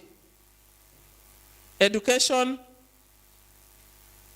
background, that the nominee attained a master's in business administration majoring in finance from the University of Jomo Kenyatta between 2010 to 2012. That the nominee attained a CIPS level 4 diploma in purchasing and supply, majoring procurement from the Chartered Institute of Purchasing and Supply between March 2010 to December 2010. The nominee has the most of Kenya Best Chief Officer in Laikipia County at the Gala Awards. Mr. Speaker, is also a member of Kenya Institute of Supply Chain Management and a member of Chartered Institute of Purchasing and Supplies. Publications, in June 2020, he published his county. He did a publication on how a county can maximize their limited resources through leasing. 2019, October 30th, he did a publication on counties, on how counties can overcome nagging pending bills. And on 4th January 2023, he did a publication on how to embrace the new year with mindset transformation. Committee observations on the suitability of the nominee. Committee, having considered the nominee field questionnaire pursuant to section 7(9) of the Public Appointments Act, curriculum vitae, and having had his oral submissions during the approval hearing, made the following observations on his suitability for appointment as the Chief Officer, Department of Finance, Economic Planning. That pursuant to section 45 of the County Governments Act 2012, the nominee is eligible for appointment to the position of Chief Officer for the Department of Finance, Economic Planning, since he is a Kenyan citizen and does not hold a dual citizenship and is a holder of at least a first degree of Bachelor's Arts Education from Maseno University. That the nominee meets requirements of Chapter 6 of the Constitution on leadership and integrity, having received clearance from the following statutory bodies. Number 1, Higher Education Loan Board, a Credit Reference Bureau, Directorate of Criminal Investigation, Kenya Revenue Authority, and Ethics and Anti-Corruption Commission. The committee observed that the nominee has never been charged in a court of law in the past 3 years.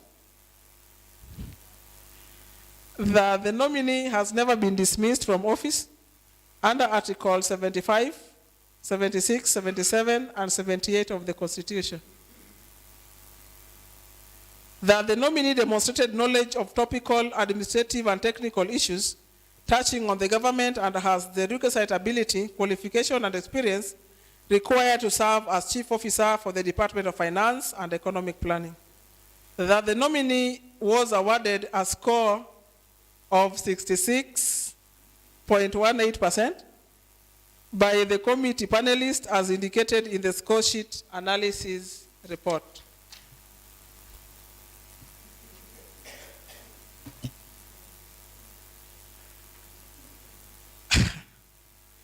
Mr. Speaker and honorable members, the 10th and the last nominee was Mr. Ajwang Timothy Nyakwamba, nominee to the position of Chief Officer for Sports, Culture, and Youth Affairs. The nominee appeared before the committee on Wednesday, 10th May 2023 at 10:30 a.m. and was vetted under oath, pursuant to oath and statutory declaration, Public Appointments Act 2017, and standing orders of Kisumu County Assembly. The committee noted the following: that the nominee is male, married, born on the 27th March of 1972. His ID number is 11393688. That his district of birth is Suba North. His box number is 363 Homa Bay. His religion, Mr. Speaker, is Christian SDA. Academic background: that he has a postgraduate year of postgraduate from Kenyatta University, 2004, medicine. That he also has a postgraduate degree from Egerton University, year of completion 1996, BEd. That he also holds a KCSE certificate from Uriri Secondary School, completion 1990.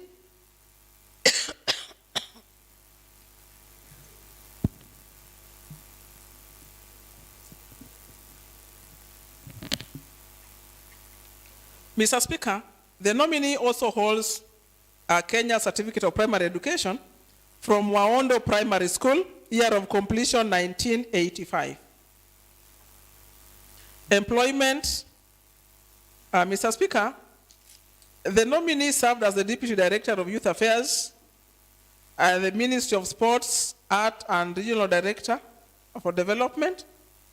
He also served as the Director of Youth Affairs, Youth Affairs and Gender, Ministry of Public Service between 2013 and 2018. He served as the District Youth Development Officer in Nyando between 2007 to 2009. Mr. Speaker, he served as the District Youth Development Officer, Kisumu East, between 2010 to 2012. He served as the Provincial Director of Youth Development, Nyanza, between 2012 to 2013, and also served as the Acting County Director of Gender Affairs, Kisumu, between 2014 to 2017. Mr. Speaker, the nominee also served as a Graduate Teacher 3,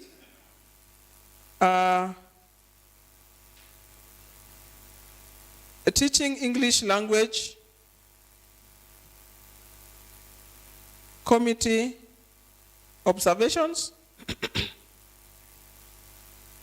The committee, having considered his field questionnaire pursuant to section 7(9) of the Public Appointments Act 2017, his curriculum vitae, having heard his oral submissions during the approval hearing, made the following observations: that pursuant to section 45 of the County Governments Act 2012, the nominee is eligible for appointment to the position of Chief Officer for the Department of Public Service, County Administration and Public and Participatory Development, since he is a Kenyan citizen and does not hold a dual citizenship and is a holder of at least a first-degree bachelor's of education from Kenyatta University.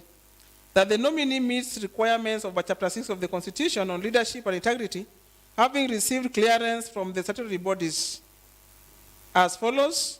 Number 1, Higher Education Laws Board. Number 2, Credit Reference Bureau. Number 3, Directorate of Criminal Investigation. Number 4, Kenya Revenue Authority. And number 5, Ethics and Anti-Corruption Commission. The committee observed that the nominee has never been charged in a court of law in the past 3 years.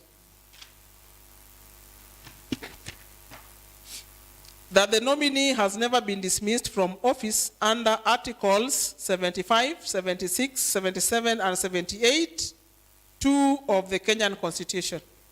That the nominee demonstrated knowledge of topical administrative and technical issues touching on government and has the requisite abilities and qualifications and experience required to serve as Chief Officer for the Department of Sports, Culture, and Youth Affairs. That the nominee was awarded a score of 75.3% by the committee panelists as indicated in the score sheet analysis report. Mr. Speaker and honorable members, the following were the recommendations of committees having conducted the approval hearing under Section 45 of the County Governments Act 2012, Section 4 and Section 8 of the Public Appointments Act 2017, and Standing Orders number 187 of the Kisumu County Assembly. Number 1, that the committees approve nomination of Mr. Paul Njenga for appointment as Chief Officer for Finance, Economic Planning, and ICT by the governor. Number 2, that the committees approve the nomination of Ms. Benta Achieng for appointment as Chief Officer for the Department on Public Service, County Administration, and Personal Development. Number 3, that the committees approve the nomination of Mr. Frederick Mula Osewe for appointment as Chief Officer for the Department of Education, Technical Training, Innovation, and Social Services.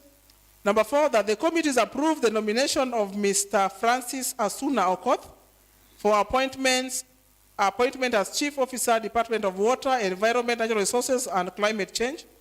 Number 5, that the committees approve the nomination of Joseph Ojwang Lucy for appointment as Chief Officer, Department of Medical Services, Public Health, and Sanitation. Number 6, that the committees approve the nomination of Eric Omondi Ogola for appointment as Chief Officer for the Department of Agriculture, Livestock, and Fisheries. That the committees approve the nomination of Mr. Timothy Nyakwamba Ajwang for appointment as Chief Officer for the Department of Sports, Culture, Gender, and Youth Affairs. That the committees approve the nomination of Daniel Okia Otieno for appointment as Chief Officer for the Department of Infrastructure, Energy, and Public Works. That the committee approves the nomination of Mr. Bovins Ocheng for appointment as Chief Officer for the Department of Trade, Tourism, Industry, and Marketing. Further, Mr. Speaker and honorable members, pursuant to Section 45 of the County Governments Act 2012, Section 4 and Sections 8 of the Public Appointments Act 2017, and Standing Orders number 193, the committees pray that this Honorable House stays in consideration for the approval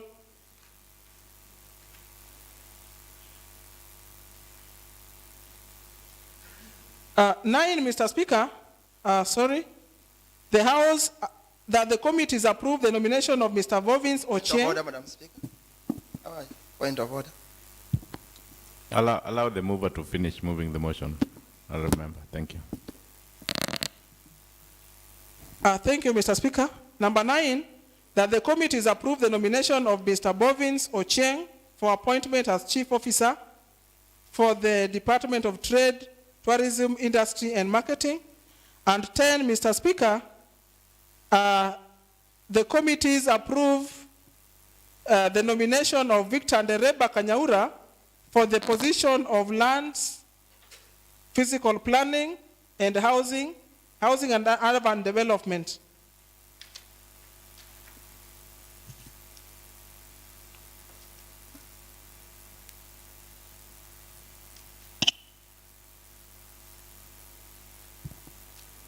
Honorable Nerea, I just want to guide you that you are repeating something that the committee approves. It's the committee recommends that the House approves. The committee recommends that the House approves because the approval is done by the House. So, Honorable Member, I'd prefer that you correct that. Thank you. Correction acknowledged, Mr. Speaker.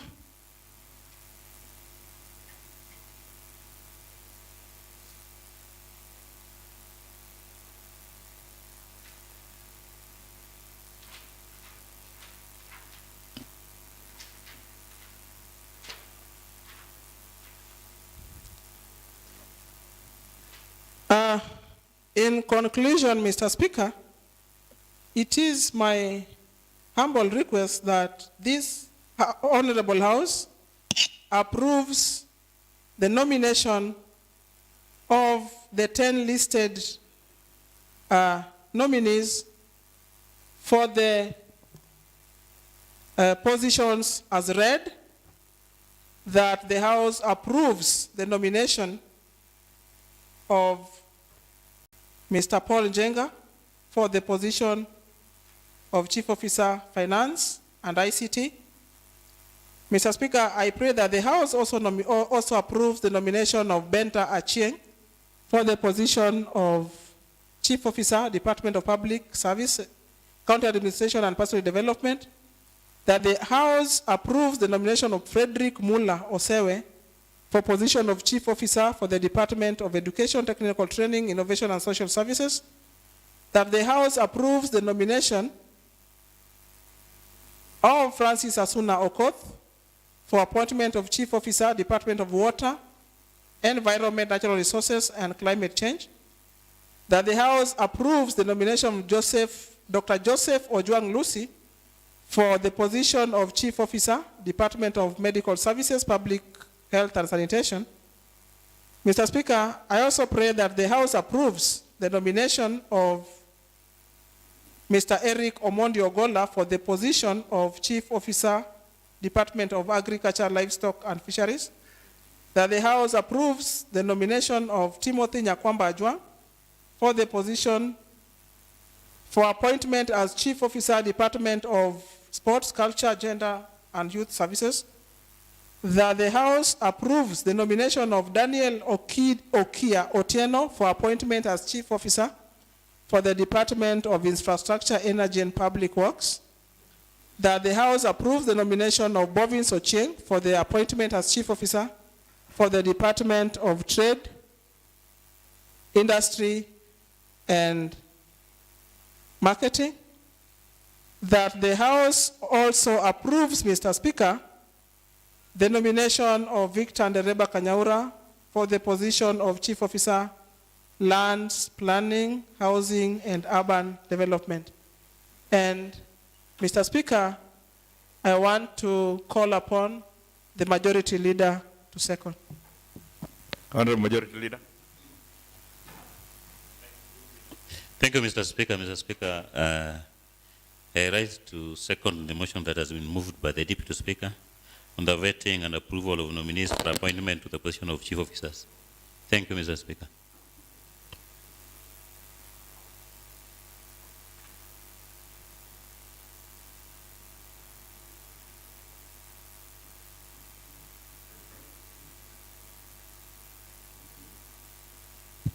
Honorable members, now that the Chair of Chairs, Honorable Nerea, has presented the report on the vetting and approval of nominees for the appointment to the position of Chief Officers, on behalf of the chairs of the several committees, seconded by the Honorable Leader of Majority, as per our standing orders, I want to propose a question. And I propose that the report on the vetting and approval of the nominees for the appointment to the position of Chief Officers is open for debate.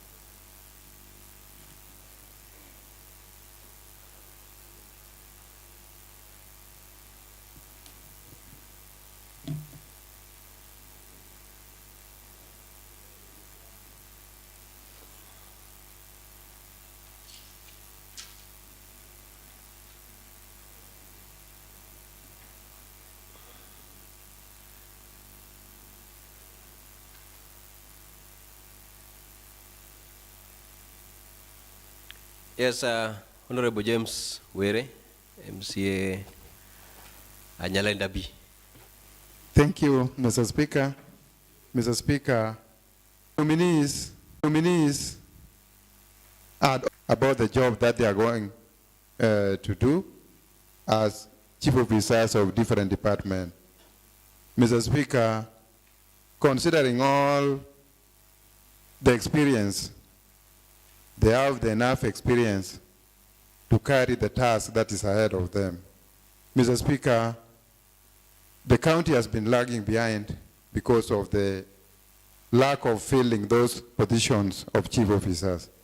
Mr. Speaker, I want to request this Honorable House to approve the 10 nominees so that they can continue with the work, so that all the project implementation can be carried out, so that the county can get running. Mr. Speaker, I therefore support. Thank you. Honorable Ben Adega. Thank you, Mr. Speaker. I take this opportunity to thank the Chair of Chairs for reading this report, and also thanking the committee for vigorously working on the same within the span of time.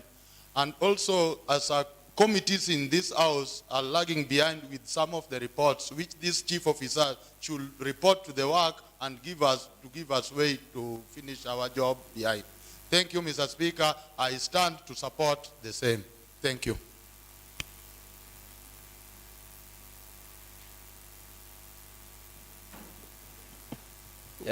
Honorable Seth Okumu. Thank you, Mr. Speaker. Mr. Speaker, I rise to support the motion of approving nomination of different candidates to the position of chief officers. Mr. Speaker, when the governor was bringing the names, when we just saw the list, we thought they were just names. But when we did the approval hearing in this House, we realized that all those people that the governor has brought to help him work as chief officers are people with substance between their ears. And my brother, Honorable Ruben Rakwach, agrees with me, because we were sitting with him during the approval hearing, and we tried to twist some questions, thinking that we would challenge the nominees, and we realized that they were knowledgeable and they knew what is happening in Kisumu and what they are going to face as they deliver for the people of Kisumu. Mr. Speaker, and during this approval hearings, the County Assembly of Kisumu did the best thing. I think almost everyone had an opportunity to ask these nominees questions at the County Assembly level. And then as we are doing the approval hearing, nobody can claim to having been denied. And for that reason, I think the approval that is being done today is in concurrent with the feeling of the members, because everybody had a right to ask the question.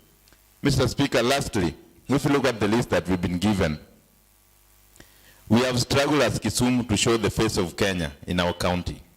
And for once, the governor has shown the face of Kenya in Kisumu by bringing candidates into the chief officer positions who are not local residents of Kisumu County. And this is something that we want to applaud. I think in our struggle to make Kenya a nation, we must show this by the people we employ, by not restricting some of those positions to just the locals alone. So we want to thank the governor for bringing people, even though outside the county, but people we believe out of this approval will help deliver services to the people of Kisumu. Mr. Speaker, I rise to support. Thank you.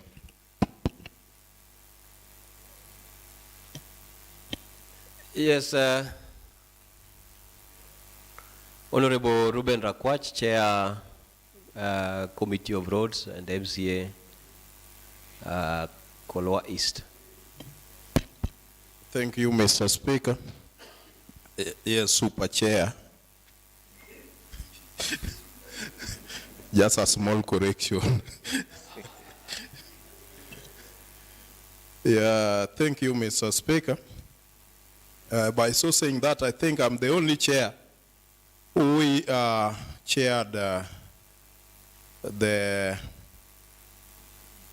vetting of a registered engineer in this house, an engineer who is registered by EBK. Mr. Speaker, I also stand to support the motion that this House approves the nomination of the chief officers that who are nominated by the governor.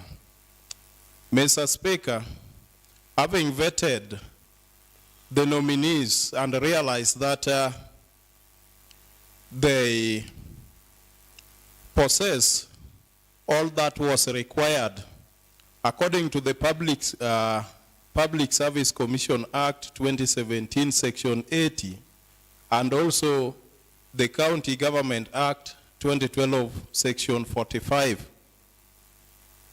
Mr. Speaker, I support and I also urge this Honorable House to do the same so that our chief officers start working immediately.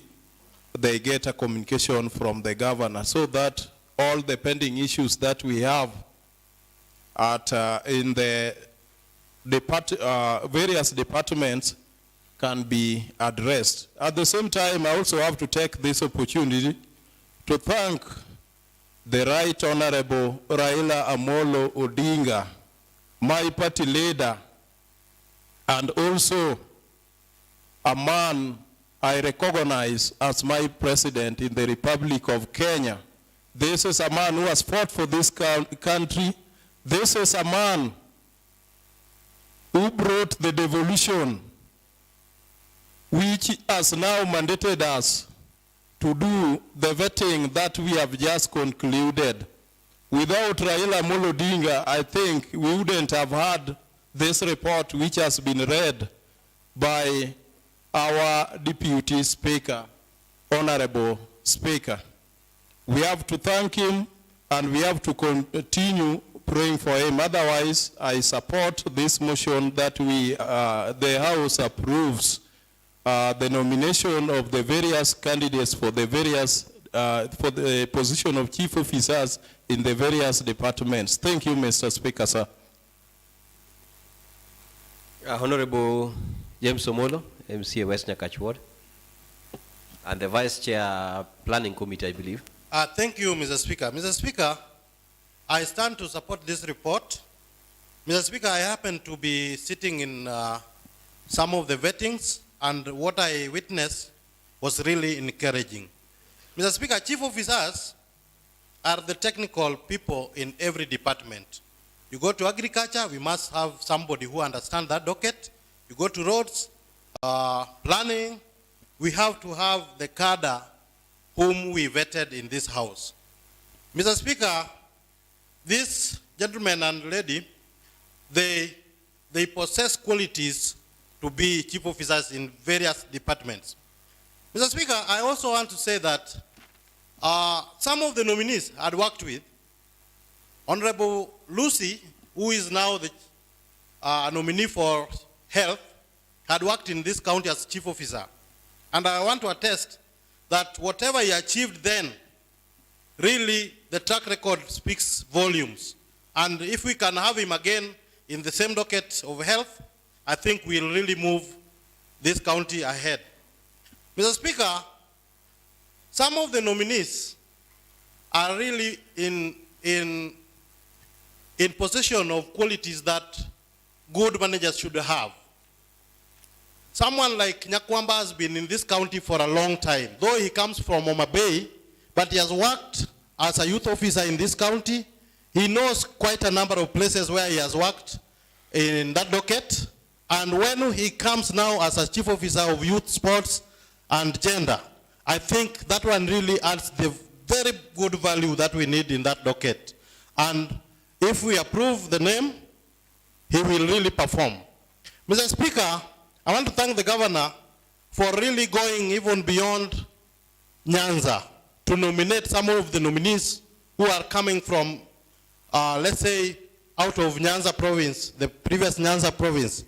You know, as a county, we have to be upright to see that any Kenyan can work anywhere in this world. I can go and work in Wajir. I can go and work in Mombasa.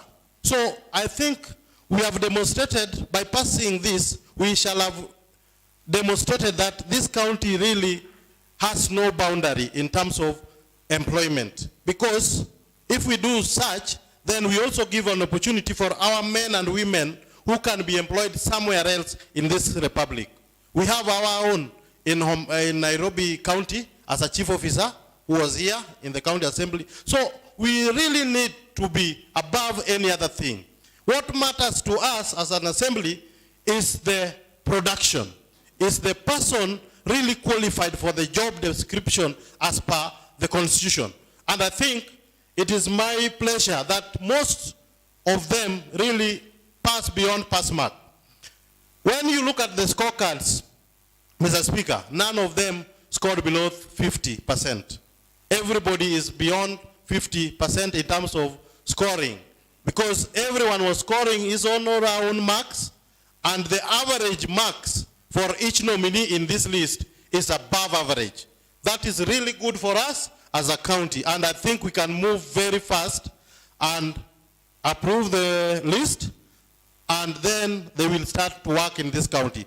Mr. Speaker, I end it there. I support. Thank you. I've noticed, let me consider agenda and give Honorable Karen. Honorable Koyo, I've noticed you. Thank you, Mr. Speaker, sir. First, I take this opportunity to thank our Deputy Speaker, who is also the Chair of Chairs, for the elaborate report. Mr. Speaker, through the vetting process which we did in this House, I want to confirm that the nominees are competent, are equal to the task ahead of them. And therefore, I urge this Honorable House to adopt the report. I support. Honorable Zach Koyo. Thank you, Mr. Speaker. Mr. Speaker, I rise to support the report, and I want to bring this to the table, that is to the House. Mr. Speaker, I was in various committees which did the vetting, and I want to tell the members that the committees burned midnight oil to get this report, and it wasn't an easy task, Mr. Speaker. Getting details and vetting various nominees was an uphill task. But Mr. Speaker, the members dedicated their time and tried and moved with speed so that we could get this report. I support this report. Mr. Speaker, I also want to concur with other members who have appreciated what our governor did. Mr. Speaker, Kisumu County is one of the cities within our country. I mean the county cities within our country, which should embrace and set the precedent of having different people from different tribes in Kenya. So I want to appreciate what my governor and my in-law did to appoint other communities to work in Kisumu County. Mr. Speaker, if we can go like this, I want to tell you Kisumu County will be far much ahead of other counties, because we'll try and maybe eradicate what we say tribalism. So, Mr. Speaker, sir, thank you, and I support.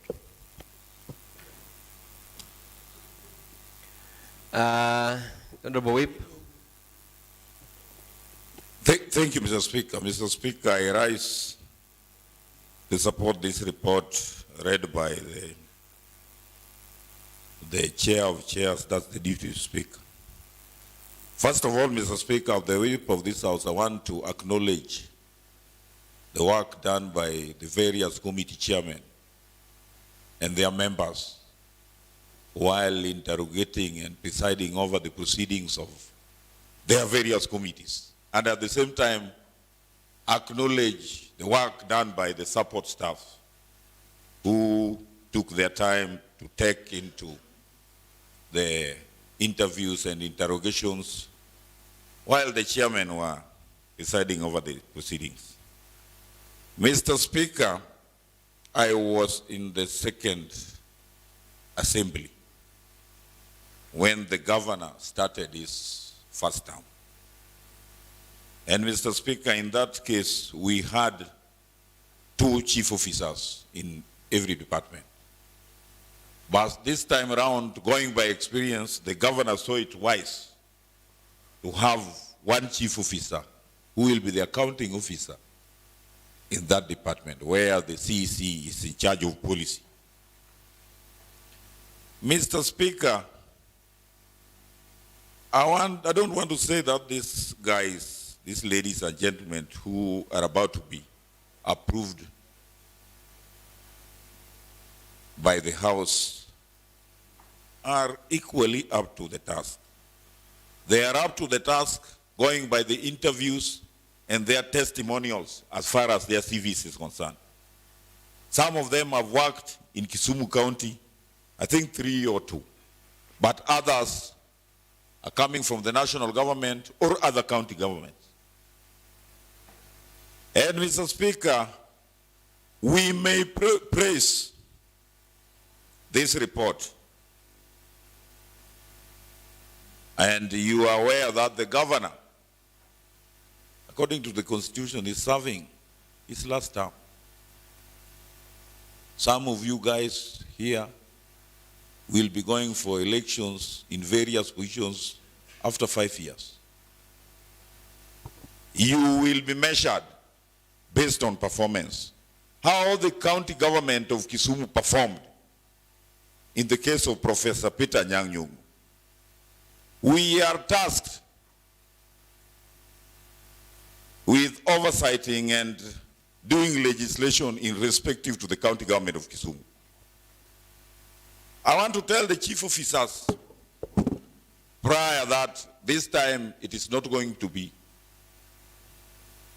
as usual, because the governor will not be seeking elections. So he will, I believe as the whip of this county, I will not sugarcoat everything. If you don't perform, you ship out. If you don't perform, you ship out. Just like us, if you don't perform after 5 years, the electorates will take you where you are supposed to be. Either come back or go home. In respect to that, Mr. Speaker, I just want to tell the chief officer, the probable chief officers, that this time around they have to perform. We don't want to see a case where a patient dies at Jaramogi Oginga Odinga Referral Hospital at 9 a.m. and up to 1 in the morning, up to 1 the next day, there is no information. The residents of Kisumu are crying out in radio stations, in social media, and it takes the chief officers, that is Dr. Lucy and Dr. Rai, almost 12 hours to explain to the residents of Kisumu what happened. Then we want to bury our heads in the sand and say that things are normal. Things are not working. Sometimes we have to say, even though we support the governor, but we have to support the governor so that we ensure that projects are implemented. Mr. Speaker, the chief officers are coming in a very timely situation whereby we are about to approve the budget. That is 31st of June, according to the Public Finance Management Act. And they will start going by the financial indications. So they will not tell us that, oh, I found this budget, it has already been implemented, procurement. They will start from the initials. So I think the issues of pending bills, Mr. Speaker, these are the areas why we are bringing in a new chief officer of finance. I think he will help the county government of Kisumu. Because we allocated last financial year almost 1.3 billion for pending bills. Up to this time, we have not been told that we have paid this is remaining. And I hope Mr. Biro will be handing over to Mr. It's called Mr. Kanyaura or Mr. who? Some funny Kikuyu name, Mr. Speaker. Although I withdraw that remark, Mr. Speaker.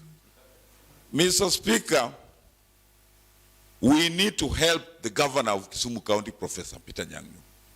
He has a good track record as a member of parliament, as a minister, and as a senator. So, as an assembly, we should ensure that when he retires, that track record is maintained for posterity. Otherwise, when Anyang' Nyong'o will be going home, some of us who have been praising him all the time, they will say that Anyang' Nyong'o the dalagejo. Yeah, in politics they might develop that script for you. But I, as the member of County Assembly representing Market Milimani Ward, we will ensure that these chief officers are put to task so that Kisumu County grows from strength to strength. Otherwise, I support the report. Thank you, Mr. Speaker. Honorable Dede, Honorable Kumuda, I've noticed you, but you know I'm looking at seniority. So it's forcing me to give Honorable Dede first. You are next. Thank you, Mr. Speaker, for according me the opportunity to also echo my sentiments concerning the vetting of the chief officers. And likely, thank you for recognizing me to be a senior member than my colleague, Honorable Komudo. To start with, let me congratulate our governor for the work well done. He brought for us people to task. We've seen that among the chief officers whom he brought to us, all of them are capable of performing within this our county. And up to the in this selection, more so he dwelt on regional balancing.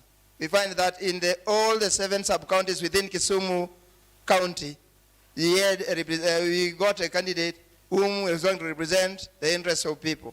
Not only to show the interests of our people, but also they are going to work for the county of Kisumu to deliver for us. As I proceed, I've just got to have some reservations over the list which you have been given. We got that on page 43, we show that the correction should be done, whereby our chief of our liaison chair read about the chief officer for water to be chief officer for education. I think that one should be corrected in the answer that's still in proceeding. And to my worry is that on page 49, according to the background history of the nominee there, I'm a bit worried whereby the nominee by name Daniel Okia, in a similar year, he went to 2 schools at the same time. We find that between 1983 and 1984, he was doing his A-level at Maseno. And at the same time, between 1983 to 1991, he was doing his O-level at Muslim, well indicated here. And to my word is that by 1991, the O-level was not there.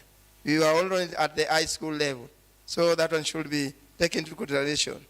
And lastly, to our nominee, to Chief Officer Ndereba Kanyaura, we found that all the nominees attended the primary schools well indicated, yet he himself started from a secondary school, proceeding to other levels. And lastly, according to the committee's recommendation, on page 54, it indicates that the nominee didn't meet the chapter 6 of the Ethics and Anti-Corruption as per the committee's observation, if read in page 54 as it proceeds. Without further validation, I rise to support. Thank you, Mr. Speaker. Honorable Komudo. Honorable Ngeta, I've noticed you, but I already promised Honorable Komudo.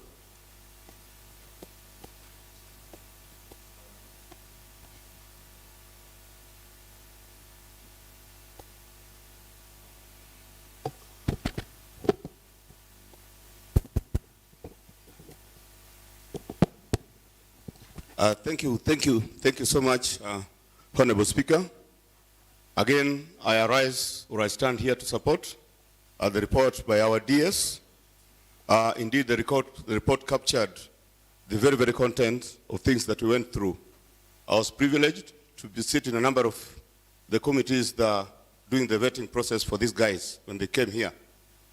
I very, very confident I saw majority of these guys very perfect people, really, really professional, people who understand their roles, albeit some other areas that others could be very, very nearly approaching the retirement age. But that is not left for us here. These guys came from somewhere. They came through the authority. We want to believe that those authorities also took time to know why they were passed to us. Again, like my senior colleague said, the papers for Mr. Kia, I also remember notifying that, it is in my memory, in 1983-84, he was doing A-levels. The same documentation is indicated as 1983-89 when he's doing his high school. So I think let's consider that to be a typo, according to myself. We leave it, it can be done, it's not a major thing, but I want to believe the guy went to school, he was good, we saw him here, he proved it.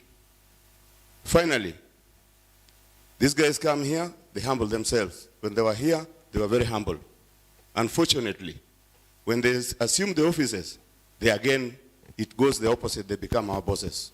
You can call one the whole day, first day, second day, third day, they don't answer our phones. Yet, we are directly responsible to the public. I want to support the chief whip. I think it's just moved out that these guys have to perform. In any case, we'll be resting here on the floor. Like they came here, we'll be coming. If somebody is becoming arrogant, somebody is not cooperative, I think we'll have the floor again to come and debate the matters here so the guy can pack his goods and leave us in peace. We've got more than enough people who are able to take these chances. But as for today, the list is super. I support the report. Thank you. Many, many thanks again to our Deputy Speaker. The report has captured exactly what we did throughout the vetting process. Thank you so much, Honorable Speaker. Together with my colleagues, honorable colleagues, I support the report.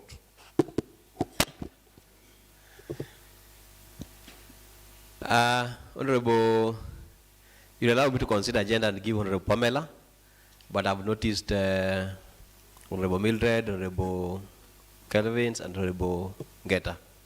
Honorable Pamela. Thank you, Mr. Speaker. I also arise to support the motion on the floor. I want to say the motion was good, well written, well eloquently elaborated, and it was up to the task. I was in the vetting, while the vetting was being done on the floor of this house, and I saw all the majority of the nominees as they presented themselves to the committees. I saw they are all competent. They are up to the task. They can do better. And let's give them an opportunity to prove themselves.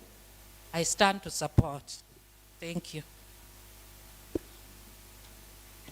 Honorable Mildred, then Honorable Ngeta, and finally Honorable Kelvin.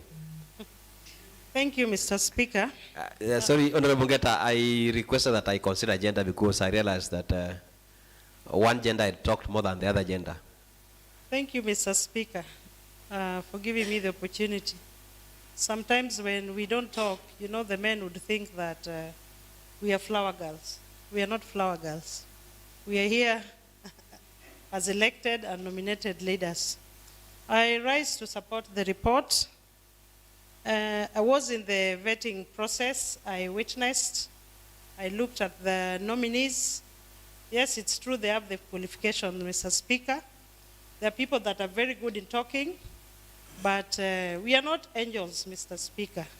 And even the people that have been vetted, the chief officers, they're also not angels, Mr. Speaker.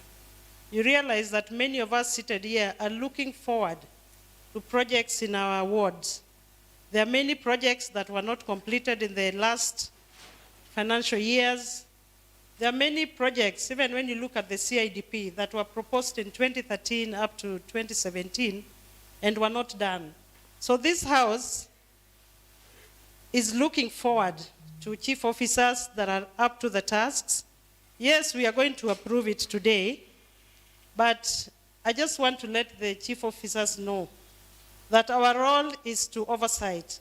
And we are not going to sit here and laugh when in your own ward a project has not been completed, and yet in other wards you see projects are being done. I want to encourage and tell the chief officers that these same members that are praising them today, I've even heard other members saying that they are excellent. I was so shocked.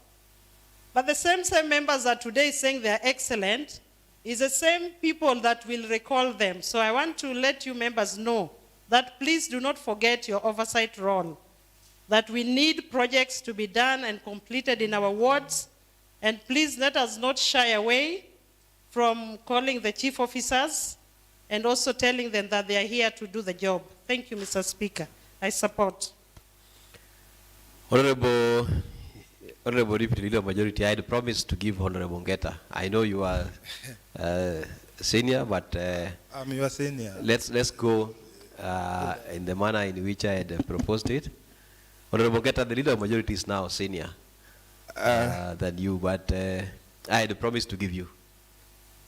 Thank you, Mr. Speaker. Mr. Speaker, I rise to join my colleagues in supporting the motion before us, Mr. Speaker. Mr. Speaker, I want to congratulate my colleagues here, Mr. Speaker, more especially the chairs who are in the House, Mr. Speaker. They have done a wonderful job, Mr. Speaker. Mr. Speaker, secondly, I want to congratulate our able governor, Professor Peter Nyang' for seeing very far. He has done a wonderful selection in this process, Mr. Speaker. Mr. Speaker, why am I saying so, Mr. Speaker? If you are doing comparative analysis on what was done 2017 and what we have done this time, Mr. Speaker, this was awesome, Mr. Speaker. So with those few remarks, Mr. Speaker, I want to join my colleagues and I want to request all members to support the motion before us. And I want to thank the Deputy Speaker, the Iron Lady, Madam Akoth, for standing firm and taking her time reading the lengthy document, Mr. Speaker. Otherwise, I thank the whole team, the leadership of this House, Mr. Speaker, and it was wonderful, Mr. Speaker. Thank you. I support. Honorable Wumpa, I had seen you. I know in terms of seniority, but I had promised that after Honorable Ngeta, it's Honorable Kelvin.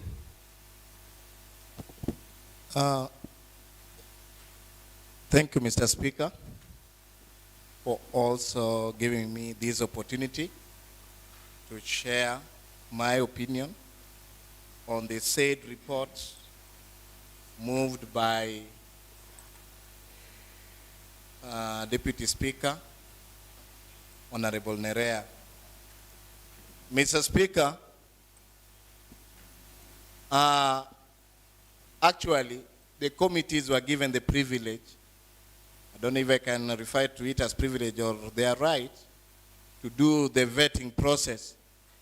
And the vetting process does not mean that they own up those who are selected, but there's a senior body that had selected the names and forwarded to the assembly so that the assembly can do the due process by making it public and allowing the public to also have their say on the officers who are being vetted. And various sectoral committee members or committees had the opportunity to do that, and they did it publicly. No complaint came, and most of the nominees were given clean bill of health. Mr. Speaker, what caught the attention of the public is the chief officer for finance, who by chance is not from Nyanza here, but from Central. That was a good move, and we appreciate Professor for being a patriotic citizen of Kenya and awarding or rewarding people who have the merit to work also in Kisumu. Mr. Speaker, these people are going to work for Professor Peter Nyang' Nyong'o, who is our governor, and they are going to be senior officers.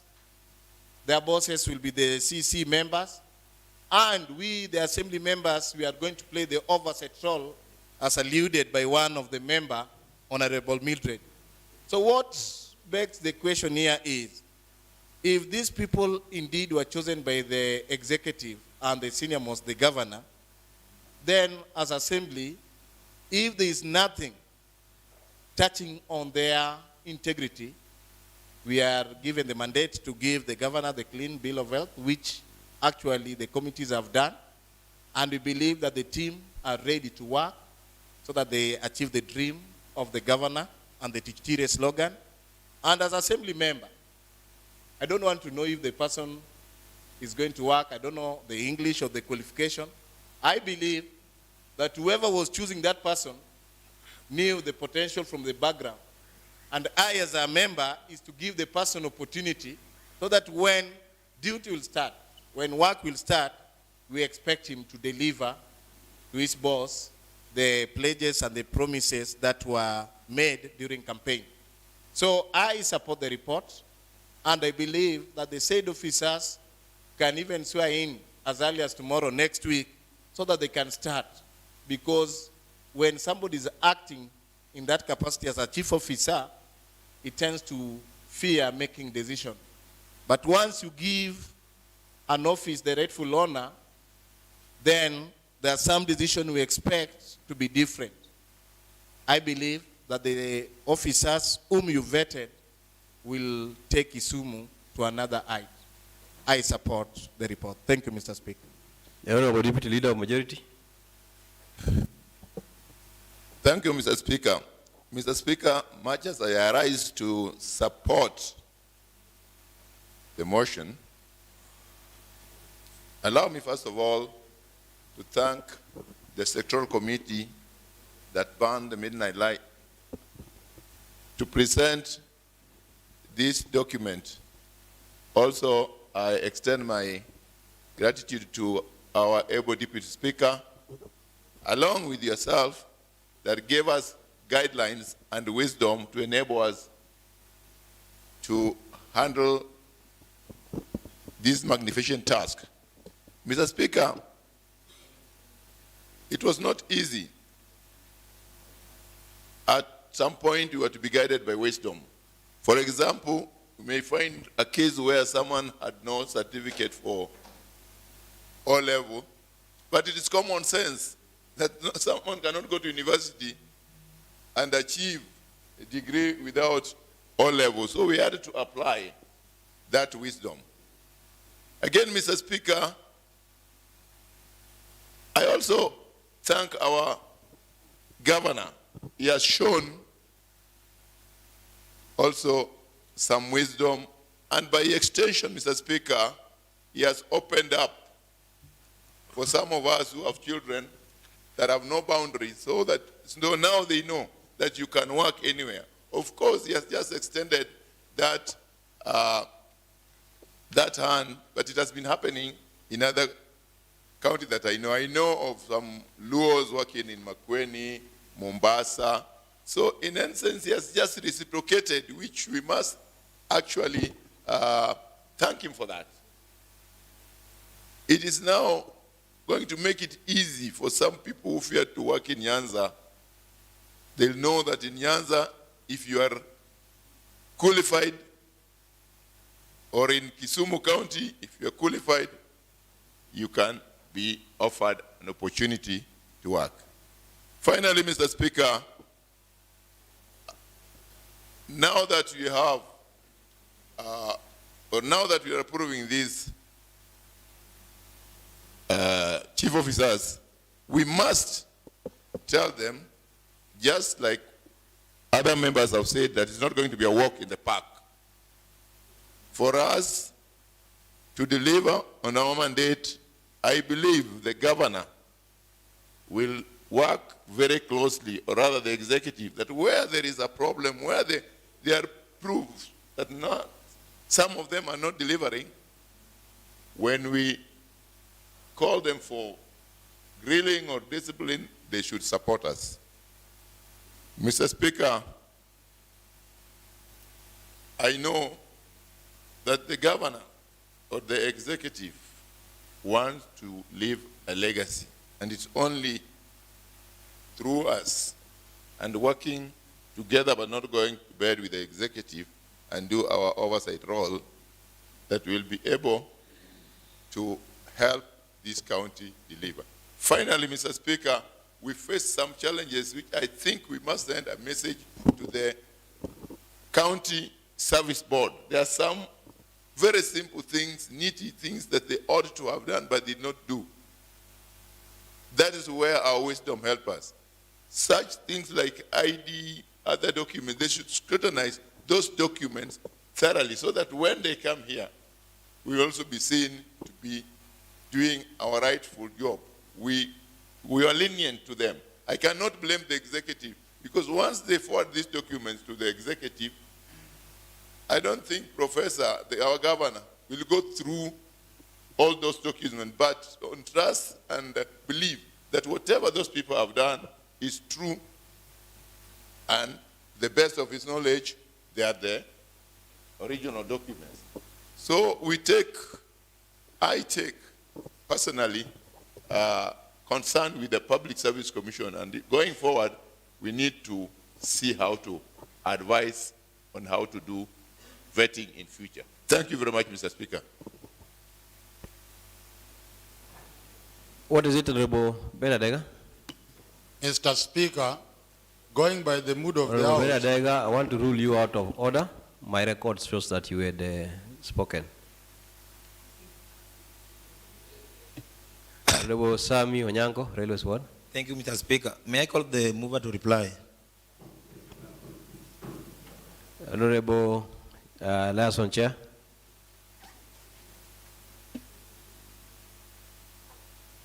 Thank you, Mr. Speaker.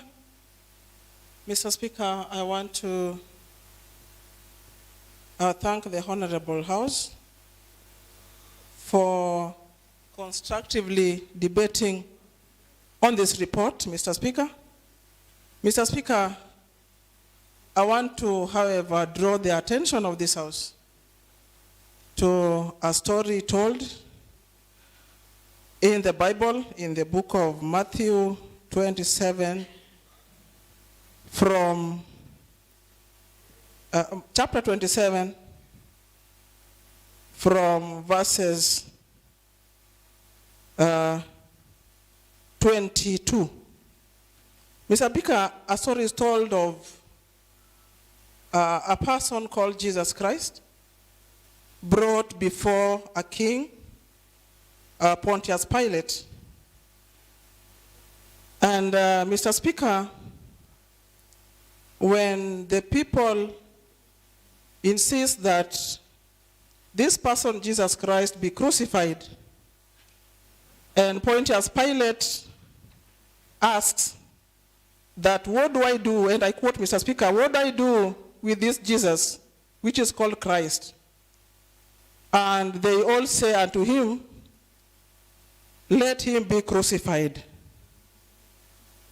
Mr. Speaker, may it please the great county of Kisumu that as the liaison chair, I have no eyes to see, no tongue to speak in this matter, but as the individual sectoral committees are pleased to direct me, whose servants, Mr. Speaker, I am.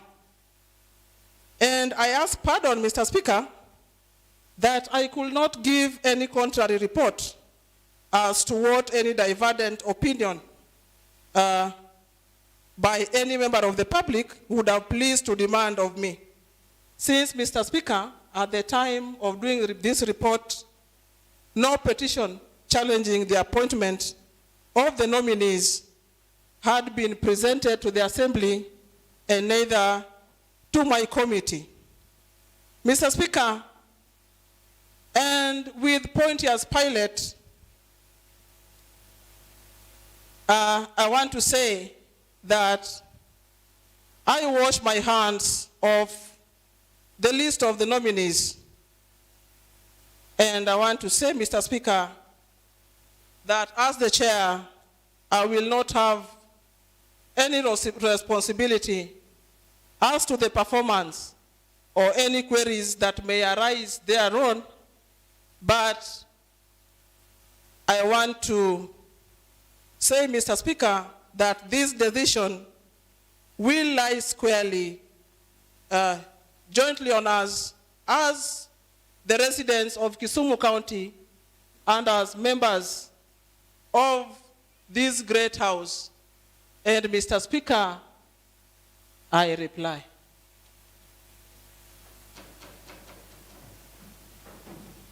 Honorable members, now that the report on the vetting and approval of nominees for appointment to the positions of chief officers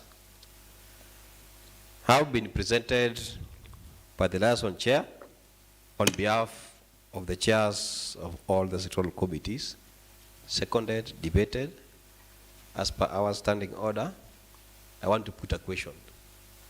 And before I put a question, I want to say that those who agree with the report, it means that as was presented, all the nominees are approved, and those who say no would mean that all the nominees are rejected. So I put a question. And I put that as many of the opinion that the report on the vetting and approval of nominees for appointment to the positions of chief officers as presented by the liaison chair on behalf of the several committees be approved, say aye. Aye. As many of the contrary opinions say nay. The ayes have it, and the report on the vetting and approval of nominees for appointment to the positions of chief officers, that is 10 number of them, have been approved today, Thursday, the 18th of May, 2023 at 17:27 hours. And I direct that the Hansard report be produced and the same be communicated to the governor for action. Next order, clerk. There is no any other business for transaction.